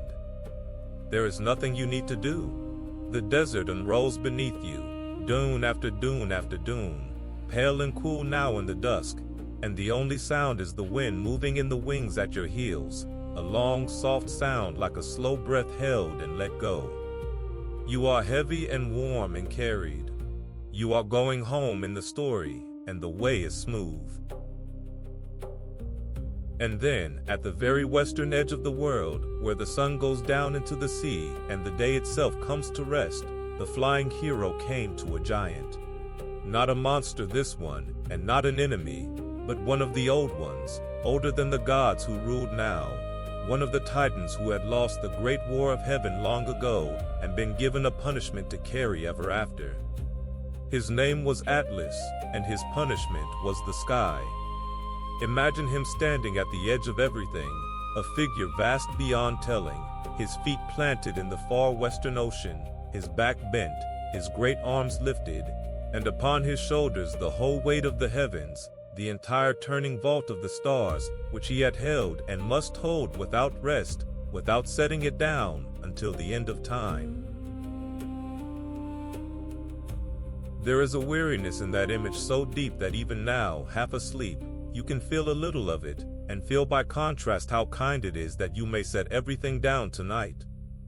For Atlas could set nothing down. Age upon age he had stood there at the world's western wall, holding the sky, watching the sun sink past him into the sea each evening and climb up behind him each dawn. And the ache of it had gone into the very stone of him, and made him hard, and made him wary of strangers, for a wandering god had once told him that a son of Zeus would one day come and rob his garden of its golden fruit, and he had never forgotten the warning. Let his long tiredness be a thing you observe from a great safe distance, the way you might watch weather far out over the sea, and feel your own limbs grow only heavier and easier as you watch. So when Perseus came down out of the sky, a young man asking only for a night's rest and a little kindness at the end of a long road, the great Titan would not have him, and turned him away roughly, and moved to drive him off, remembering the old prophecy of theft. And Perseus, weary past arguing, weary past courtesy, worn thin by the sea and the shore and the long flight and the terrible thing in the pouch at his side, made a choice that the old tellers hold up as neither wholly cruel nor wholly kind, but as a kind of mercy wearing the mask of vengeance. He asked the Titan only to look, and turned his own face away, and drew from the pouch, for the space of a single breath, the head we do not see. And the mountain that stands there to this day, at the western edge of the old world, its head white with snow, its shoulders broad enough to hold the clouds, its feet in the sea, is Atlas. That is the tale the old people told when they looked at that great far range against the sunset and wondered how it came to be. The Titan was turned to stone, but a stone so vast that it could still do the only work he had ever known. For now it was the mountain, and not the aching man, that held up the sky, and the stars turned upon its peak as they had turned upon his shoulders, and the terrible weight was at last, in its way, set down.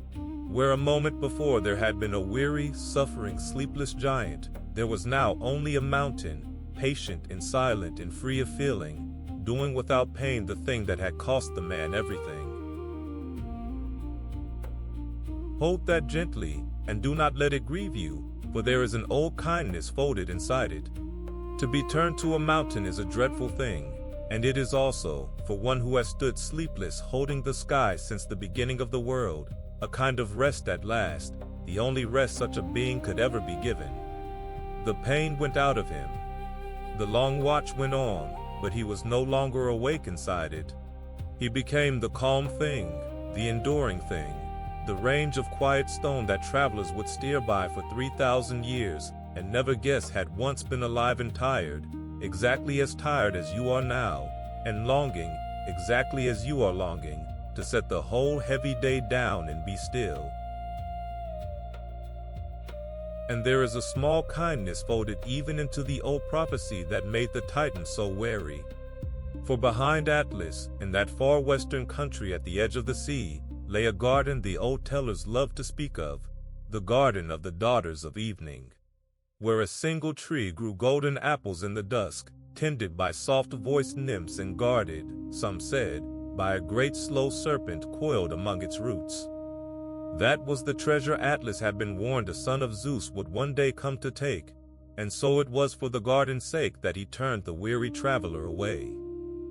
Picture it only faintly, a walled green quiet at the world's end, golden fruit glowing in the last light, the sound of the sea beyond the wall, the nymphs singing low as the dark came on. It is a peaceful image to carry as you drift, a garden at the edge of everything, safe behind its wall, where the day goes down gold and the night comes gentle. Let it glow there softly, and then let it dim.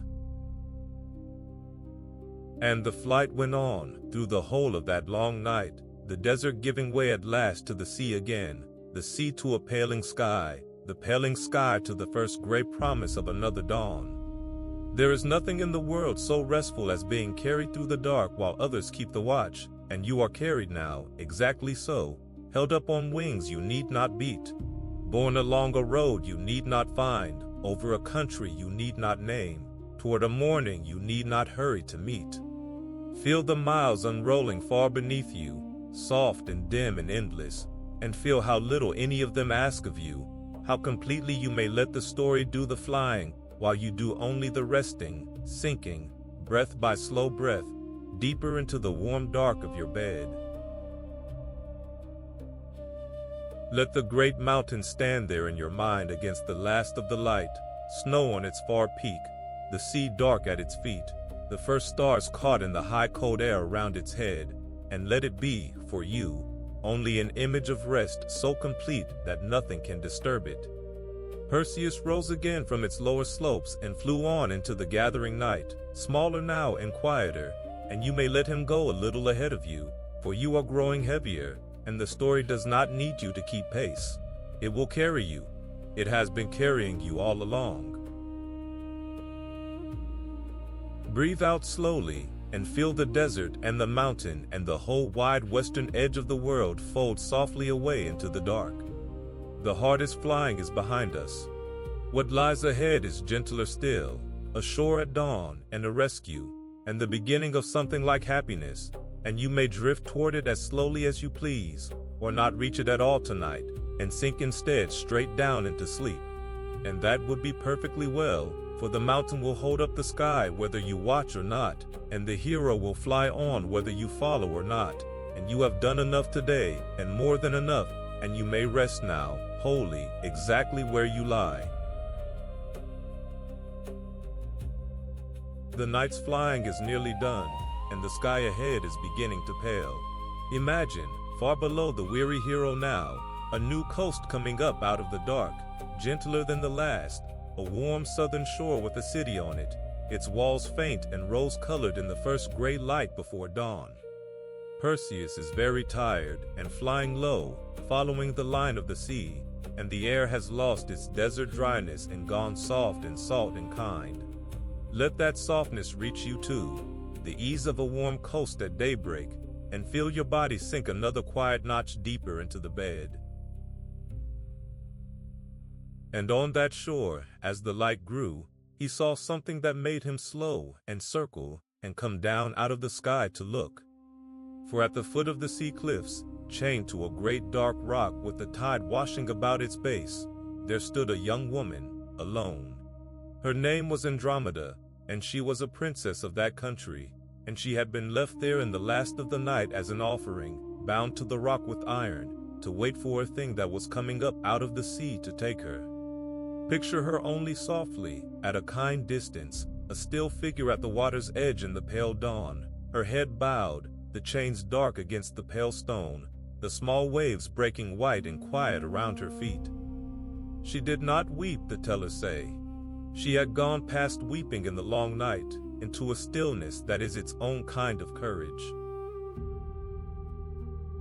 Here is how she came to be there, told gently, for it is a story of foolishness and its price. Her mother, the queen of that land, a proud and lovely woman, had boasted once, carelessly, in the way people do who have never been made to pay for their words, that her own beauty, or her daughters, outshone that of the sea nymphs themselves, the daughters of the deep.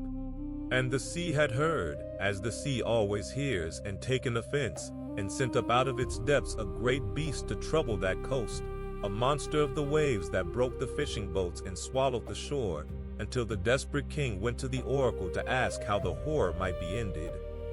And the answer that came back was the cruelest kind, the kind the old gods seemed most to favor, that the beast would be satisfied only with the princess herself, chained to the rock, given up to the sea to pay for her mother's proud and idle words.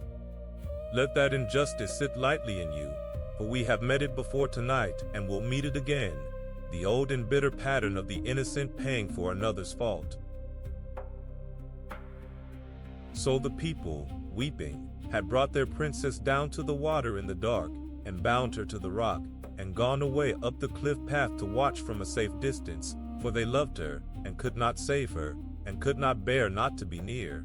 And there she stood as the sky paled, alone between the cliff and the sea, waiting for the water to stir. Feel how quiet it is in that moment before the hero comes, the gray light, the small waves, the chained girl, the crowd far up on the cliff holding its breath, the whole coast hushed and waiting for grief. And into that hush, on silent wings, came a tired young man flying home from the edge of the world, who had already seen enough of the innocent turned to stone and the wronged made to suffer, and who now saw, below him, one more. He came down to her, the story says, and spoke to her gently, and asked her name, and asked what cruelty had chained her there. And at first she was too ashamed and afraid to answer a stranger dropping out of the sky, but she told him at last, in a low voice, of the boast and the oracle and the beast that was coming. And even as she spoke, the sea began to stir. Far out, the water heaved and darkened, and a long swell came rolling toward the shore that was not a wave, and the crowd on the cliff cried out, and the beast of the deep rose up at last into the dawn. Picture it only as much as you wish, and no more, a vast dark shape in the water, a mounded wake, a movement too large for the sea, coming on. You need not see it clearly. The hero saw it, and that is enough. You may keep your eyes gently closed. What followed was the last real action of the whole long night, and even it is softened by the dawn and the water and how tired we all are now. Perseus rose up again into the air on the winged sandals, above the reach of the beast, and came down at it out of the brightening sky, and the fight was swift, and it went the way these things go in the old tales. The hero striking and rising and striking again, darting like a hawk over the thrashing dark of the monster, until the sea went still, and the great shape sank away beneath the red-stained water, and was gone, back down into the deep it had come from, and did not rise again. Let the details stay blurred and far off, a commotion of water seen from a great height, resolving, settling, and then only the quiet sea again, and the pale cliffs, and the girl on the rock, saved. Feel the whole coast let out its held breath. On the cliff the people wept again, but differently now, and began to hurry down the path. And Perseus came down to the rock and struck the chains from the princess's wrists, and she was free, and stood rubbing the marks the iron had left, blinking in the new sun. Alive when she had made herself ready to die, which is a strange and dizzying thing, to be given back a life you had already laid down. Let that gentleness spread through you. The ease that comes after a long fear is lifted, the loosening of something held tight for far too long. That is the feeling of this chapter, and you may borrow it whole, and let it undo the last small knots of your own long day. Let yourself rest a moment in that lifting, the moment after rescue, for it is one of the gentlest feelings the old stories know. All through the long night before, chained to the cold rock, Andromeda had made herself ready to die, had said her farewells in her own heart, had let go of every hope, and now, in the space of a single dawn, all of it was undone, and she was free, and warm, and living, with the whole of her life handed back to her unopened. There is a particular softness to a fear that has been fully faced and then, against all expectation, lifted away, a loosening that goes all the way down to the bone. And you may borrow it now, for your own small-held fears, the ones you carried into this night without quite meaning to, and let them be struck away as cleanly as the iron was struck from her wrists. You are not chained to anything. There is nothing coming for you out of any sea. You are only lying here, warm and safe and free, with the whole quiet night ahead of you to rest in.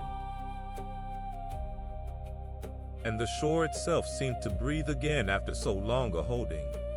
The tide came in gentle over the sand where the beast had been. The gulls came back and turned in the new light. The people came down the cliff path weeping and laughing at once, gathering their princess into their arms, hardly able to believe the morning had given her back to them, and the whole grieving coast, that had been so still and so afraid in the gray before dawn, began to fill again with the ordinary blessed sounds of a people who have been spared. Let those soft returning sounds wash over you from a great warm distance, the murmur of a relieved and happy crowd on a far bright shore, and let them thin, as you drift, into something almost like the sound of the sea itself, steady and low and endless, breathing in and breathing out. And here the tale turns, for once, towards simple happiness, which it has earned. The king and queen came down to the shore and wept over their daughter and blessed the stranger who had saved her, and Perseus, looking at Andromeda in the new light, found that he did not wish to fly on alone after all. He asked for her, and she was willing, and her parents, who could refuse him nothing now, gave their glad consent, and there was a wedding on that coast, a bright warm feast in the rose-walled city, torches and music and long tables, the whole grieving country turned in a single day to joy. Picture it only as warmth and golden light and distant music, a celebration you are drifting past on your way to sleep, a happiness that belongs to others and asks nothing of you but that you rest near it. There was a shadow at the feast, a jealous rival who had once been promised the princess and came in anger to claim her, and for a moment the old danger stirred again in the wedding hall. But we will not linger there tonight, for it resolved as such things resolve in these tales and need not trouble your rest. What matters, as you sink deeper, is the shape of the thing. That a hero flying home from horror came upon one more wronged and innocent soul chained to a rock by another's fault. And this time did not have to use the terrible thing in the pouch at all, but saved her cleanly, with his own hand, in the open dawn, and won by it not a monster's head, but a wife, and a welcome, and the first true happiness of his whole hard journey. After so much stone, a living warmth. After so much fear, a feast. Let the wedding lights burn low and warm and far away, and let the sound of the distant music thin out into the sound of the sea, and let both of them fade as you fade, down and down towards sleep. The hero has his bride now, and a way home, and the worst is behind him and behind us. There remain only the quietest chapters, the return, and the oldest secret of all, and the stars, and you may come to them or not, as sleep decides. For now there is only a warm shore at evening, a happy city, a saved and gentle girl, and your own soft weight sinking into the dark, and nothing at all that you must do, and nowhere at all that you must be, but here, and easy and nearly asleep. Now the long way home is nearly closed, and the story turns back toward where it began, to the small bright island in the middle of the warm sea, to Seriphos, where a young man once stood in a feast hall and made a rash promise, and where his mother has been waiting all this while. Imagine the island rising up out of the blue water in the golden light of late afternoon, its white town climbing the hillside, its harbor calm, and a ship coming in slowly with a hero and his new bride aboard, home at last from the edge of the world. Let the sight of a home coming near settle warmly in you, even as you drift, the particular ease of a long journey almost ended. But not all was well on the island, for the cruel king had not been idle in the long time Perseus was away. Polydectes, who had sent the young man to his death on purpose, had never truly believed he would return, and had spent the empty months pressing his suit upon Danae, the hero's mother, more and more roughly until she would have nothing to do with him, and at last, to escape him, she had fled with the one old servant who was loyal to her and taken shelter at an altar, a holy place the king could not drag her from without offending the gods themselves. Picture her there, softly, a woman grown older with worry, sitting day and night at the foot of a stone altar in a quiet temple, safe only so long as she did not step outside its shadow, waiting for a son she must have feared was dead. Let her long waiting be a thing you feel gently from a warm distance, and let it deepen your own gratitude for the safe and easy dark around you now. So when Perseus came up from the harbor into the town, he found his home cold and his mother in hiding, and the false king still on his seat, still smiling, still cruel, and no doubt astonished behind the smile to see the young man alive at all. And Perseus went to the palace, into the great hall where the whole thing had begun, where the feast had been held and the boast extracted and the trap sprung so long ago. And he found the king there among his men, the men who had helped him, the courtiers who had laughed at the promise and expected never to see the promiser again. Let the hall fill in your mind, softly, torchlit and crowded, the king upon his high seat, the hard faces of his followers all around, and in the doorway a travel-worn young man come home to settle an old account. He told them, the story says, that he had done what he swore to do. He had gone to the edge of the world and taken the Gorgon's head, and here it was, and he had brought it back as promised, as a gift for the king who had asked for nothing less. And they did not believe him, of course, and the king least of all, and they laughed, or began to laugh, and called him a liar and a boaster, and demanded he show this trophy he claimed to have won, this thing no living man had ever taken and lived. Which was, of course, exactly what he had come for them to say. Let the moment hang there, quiet before it turns, the laughing hall, the demand, the young man reaching for the pouch at his side, and then turn your own face gently away, as he turned his, for we do not look at what comes next. He told those who were innocent to look away, the tale is careful to say, and then he lifted the head and held it up before the throne, and looked only at the wall. And the laughter stopped. In the space of a single breath, the whole cruel court of Seriphos, the false king upon his seat, and every hard-faced man who had helped him work his cruelty, went silent and cold and gray, each fixed forever in the last shape of his scorn. A hall full of stone men where a moment before there had been mockery and torchlight and noise. The king's smile set into the rock and stayed there. Let that be a quiet justice rather than a terror, for you are far away and safe, and these were the guilty at last, and not the innocent. And the long cruelty of that island ended in that instant, in a silence like the silence of a held breath, finally let go. And then Perseus put the head away, and closed the pouch, and went to find his mother. Picture that, gently, and let it be the true end of the danger for tonight, not the stone hall behind him, but a young man walking out of a cold palace into the late gold light, going down through the quiet town to a little temple where a woman has been waiting at an altar for years, and stepping into the cool shadow of the doorway, and being known and held. The waiting is over. The son is home, alive, victorious, gentle. The mother steps out at last from the shadow of the altar into the ordinary sun, safe, free, the long fear lifted from her all at once. Let that reunion warm you through, the deep and simple relief of it, and feel your own held tensions loosen and let go along with hers.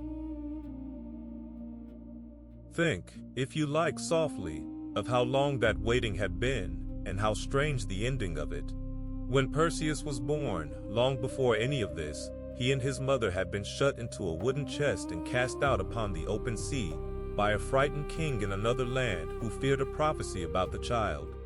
And they had drifted, the two of them, mother and infant, across the whole width of the water, given up for lost, until the chest washed at last upon the shore of sorrowful, and a kind fisherman drew it from the waves and opened it and found them alive.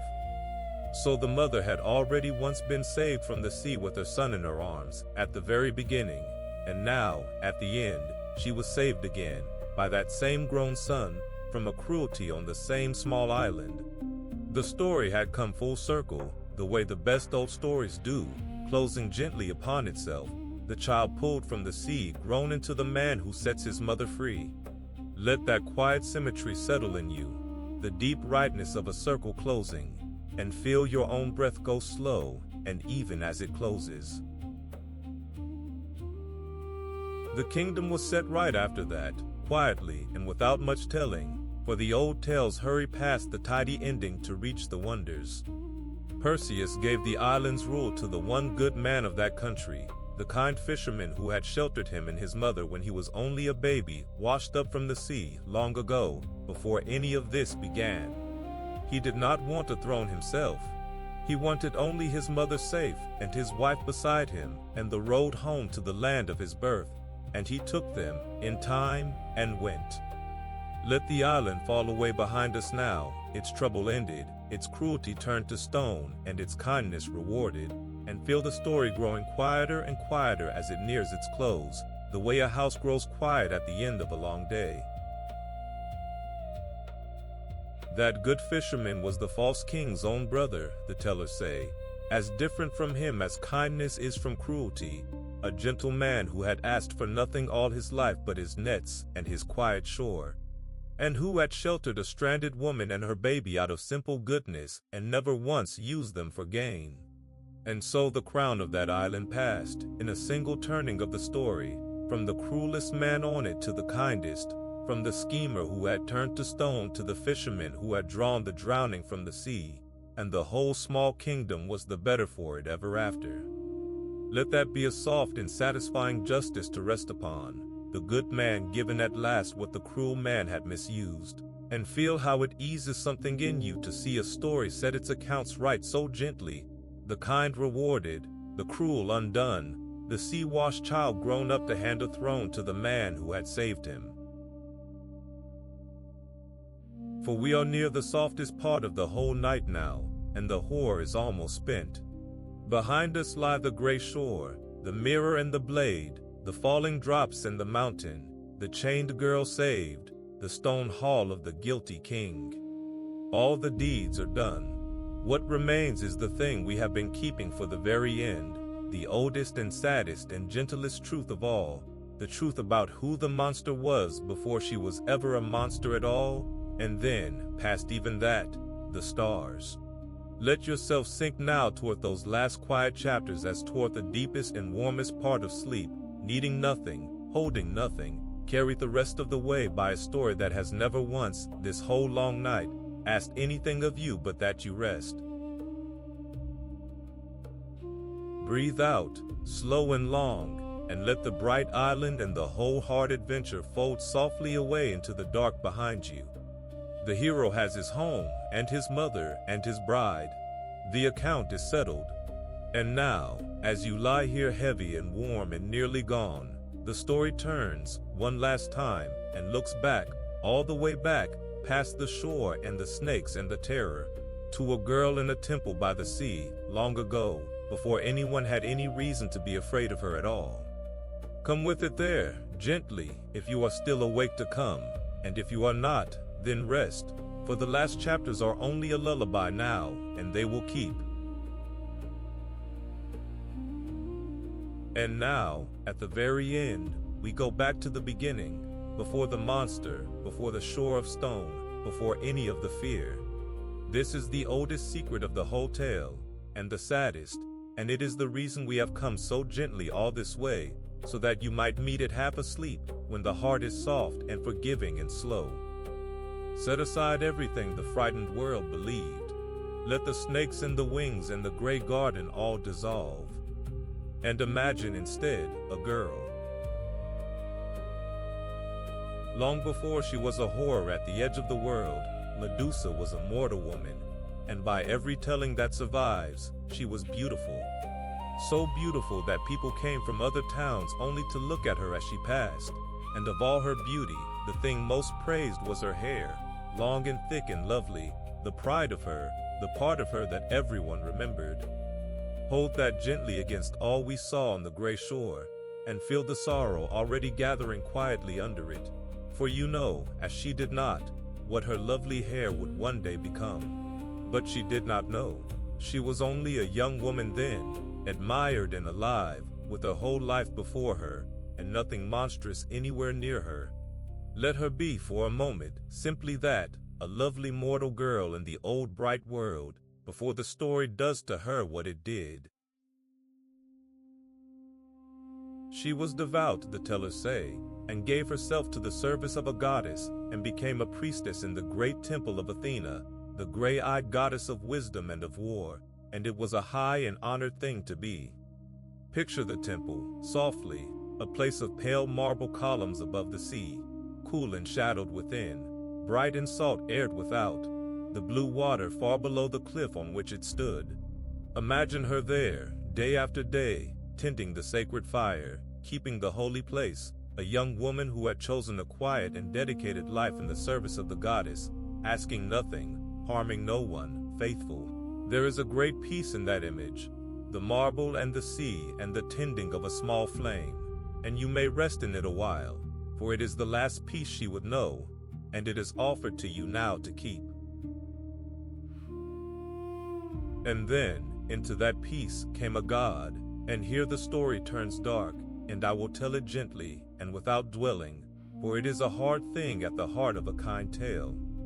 The god of the sea, Poseidon, great and powerful and used to taking whatever he desired, saw the beautiful priestess in the temple by the water, and wanted her, and would not be refused. And in the very sanctuary of the goddess she served, the holy place she had given her life to keep, he forced himself upon her, against her will, a violence done to an innocent woman by one far stronger than she, in the one place on earth she should have been most safe. Let it pass through the story quickly and without detail as it should, and hold only this, that a wrong was done to her, a grievous wrong, and that she was the one wronged, and not the one who did wrong. She was the victim. Remember that, above everything as the tale goes on. It is worth pausing here, gently, in the safe dark, to sit with how ordinary and how good her life had been before that day, for the old tellers who remembered her most kindly wanted us to know it. She had not sought power, or fame, or the notice of the great.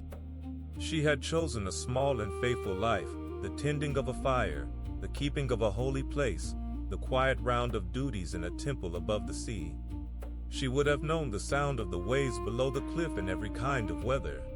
She would have known the way the low sun came slanting through the columns at the day's end, laying long gold bars across the marble floor. She would have had her friends among the other keepers of the temple, her small joys, her ordinary mornings. She was a person, is the whole point of it, a real and gentle person with a life she loved, and not a monster at all, and it is right that we should see her so, clearly, and hold her so, before the story tells what was done to her. Let her ordinary goodness rest in you a moment, the fire, the marble, the sea, the long gold evenings, and grieve a little, softly, for how it ended. Breathe slowly now, and let a quiet tenderness rise in you for her, the kind of tenderness that comes most easily at the edge of sleep, when the day's hardness has worn away and only the soft heart is left. For what happened next is the true cruelty of the story, worse in its way than the god's violence, and it is the thing the old tale asks us, at the very last, to grieve. The goddess Athena, returning to her defiled temple, was filled with anger, terrible cold anger, but her anger did not fall where justice would have sent it. It did not fall upon the powerful god who had done the deed, for the gods did not punish one another so, and he was mighty, and beyond her reach. It fell instead upon the woman, upon the victim, upon Medusa. And this was the punishment, the tale says, the punishment of the wrong for the wrong done to her.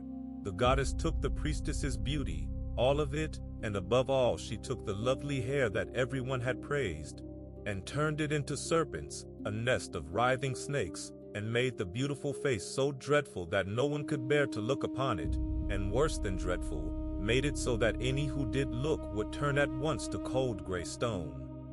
The admired girl became the thing that no one could admire, could only fear. The one whose beauty had drawn people from far away became the one whose face drove all life away, or froze it forever. And she was sent from the world of the living, cast out to the far gray shore at the edge of everything, to live alone with her two sisters in the mist, feared, hunted, the villain now of a story in which she had only ever been the victim. Let the whole weight of that injustice settle slowly through you, not as horror now, but as sorrow, deep and quiet and undeniable, the sorrow of the innocent punished for another's crime. The old poets who told it this way did not tell it to horrify, but to make us think, quietly, about who the world chooses to fear and who it chooses to blame. For here was a woman who had done nothing, nothing at all, but be beautiful, and be seen, and be wanted by one stronger than herself, and for that she lost her whole life, her beauty, her place, her very face, and was driven to the edge of the world and called a monster ever after.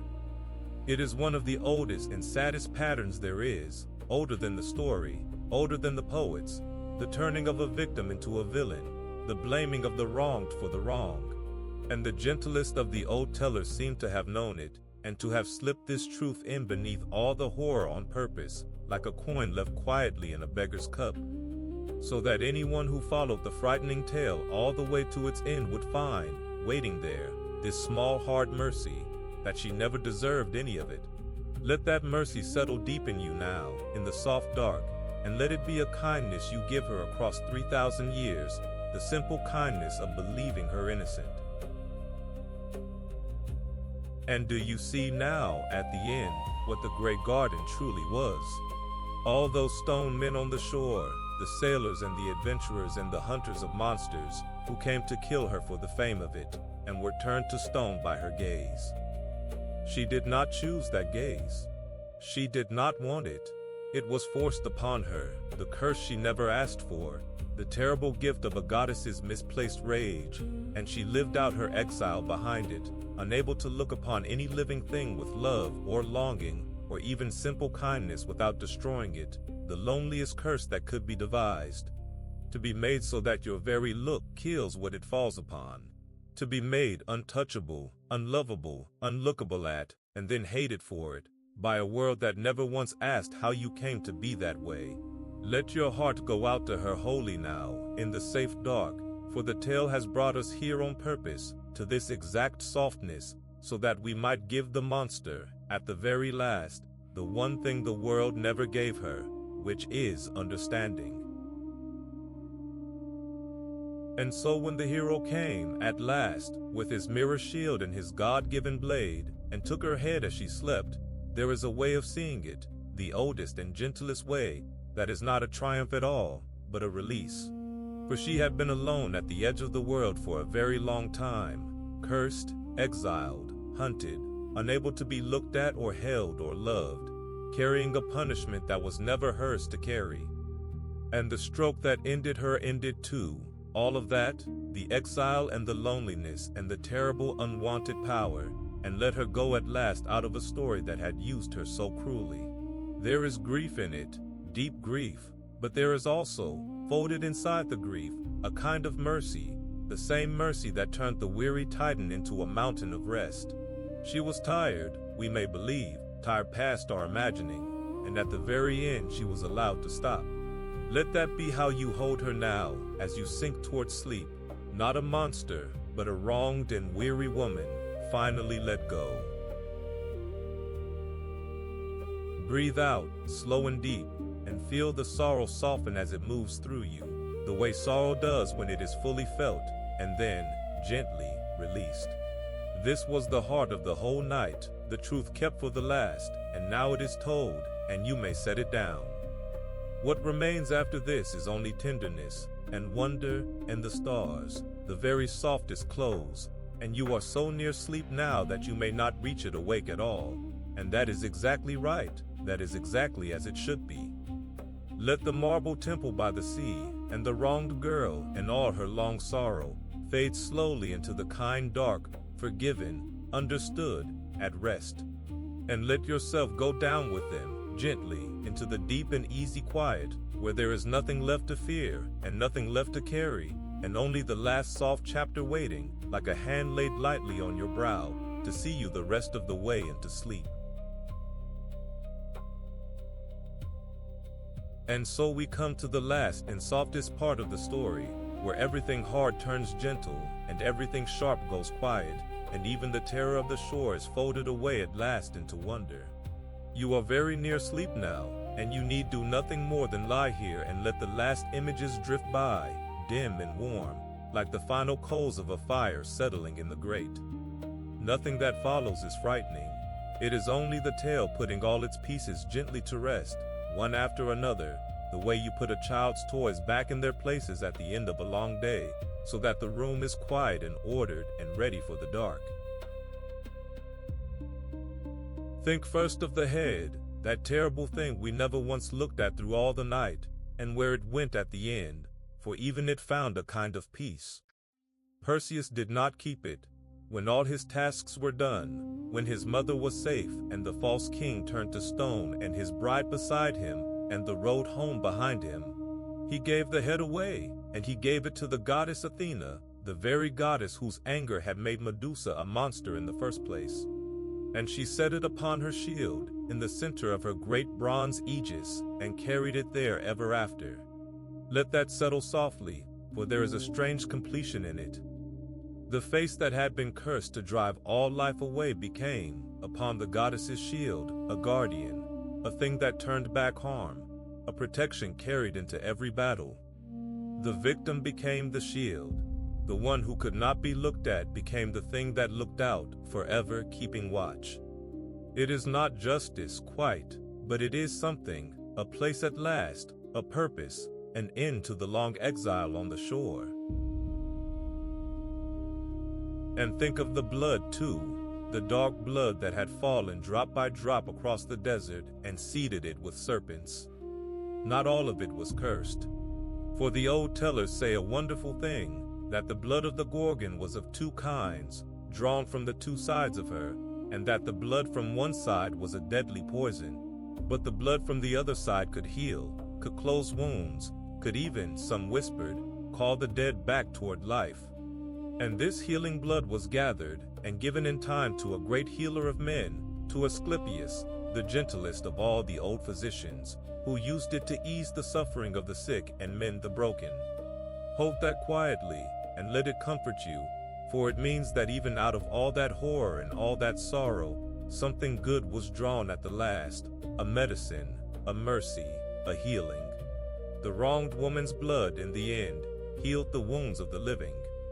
There is no gentler thing that could be said of her, and the tale saves it, deliberately, for now, for you, at the very edge of sleep. Breathe out, slow and long, and feel how far away all the fear has gone. The shore is quiet now.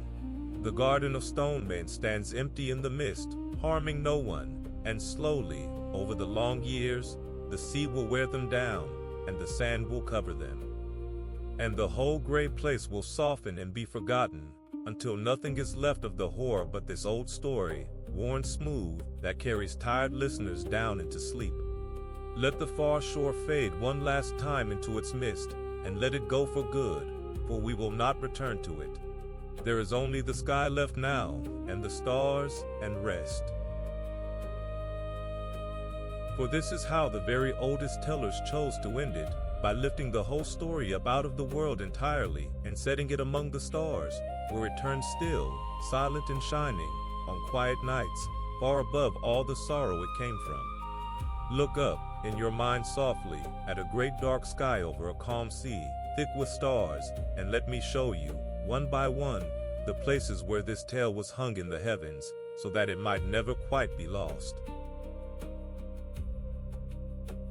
There is Perseus himself, set among the stars, the hero forever young in the northern sky, his arm still raised, the pouch still at his side. And near him, set close so that they might never be parted, is Andromeda, the chained princess he saved at dawn, her stars spread gently across the dark, no longer bound to any rock but free now, and shining, and beside the one who freed her. And near them both is the great square of stars that the old people called the winged horse, Pegasus, that had sprung from the Gorgon's blood and flown up into the sky, and been given at last a home among the constellations, running forever across the top of the autumn night. Let those quiet star figures drift across the dark behind your closed eyes, dim and slow and shining, and feel yourself grow lighter as you watch, as though you too were rising, gently, toward that calm and starry quiet. And even she is there, some said, even Medusa, or the sign of her, carried up with the rest, no longer a horror on a lonely shore, but a small light among the countless others, folded back into the great turning wheel of the night sky, where all the old stories go at last to rest. Whatever cruelty was done to her in the world below, up there, among the stars, she is only a light now, quiet and far and harmless, turning with Perseus and Andromeda and the winged horse through the long, slow nights of the turning year, forgiven by time if by nothing else, at rest at last, at rest. Let that be the final image the story gives you, the calm night sky over the calm sea, all the players of the tale hung gently among the stars, turning, shining, still. And they are not alone up there, for the old teller set the whole tale in the sky, even the sorrowful parts of it, even the foolish ones, so that the whole story might turn together through the seasons. There, near Andromeda, are the stars they called Cassiopeia, her mother, the proud queen whose careless boasts began all her daughter's danger, sat in her chair among the stars, but turned. Some said, so that half the year she hangs upside down, circling the cold northern point, a gentle old penance for her pride, going round and round forever in the slow wheel of the night. Let her turn there quietly, forgiven too, for the sky is kinder than the world was, and holds even the foolish gently. And there, low and dim beneath the others, are the faint stars they gave to the sea beast itself, the great creature of the deep that Perseus struck down at dawn, laid to rest among the constellations like everything else, harmless now, only a scattering of quiet lights on the southern edge of the night. Think too, one last soft time, of the healer, of gentle Asclepius, who was given the Gorgon's healing blood and used it to ease the pain of the living. He grew so great in his art, the old people said, so skilled at calling the sick back from the very edge, that he was lifted in the end into the sky as well.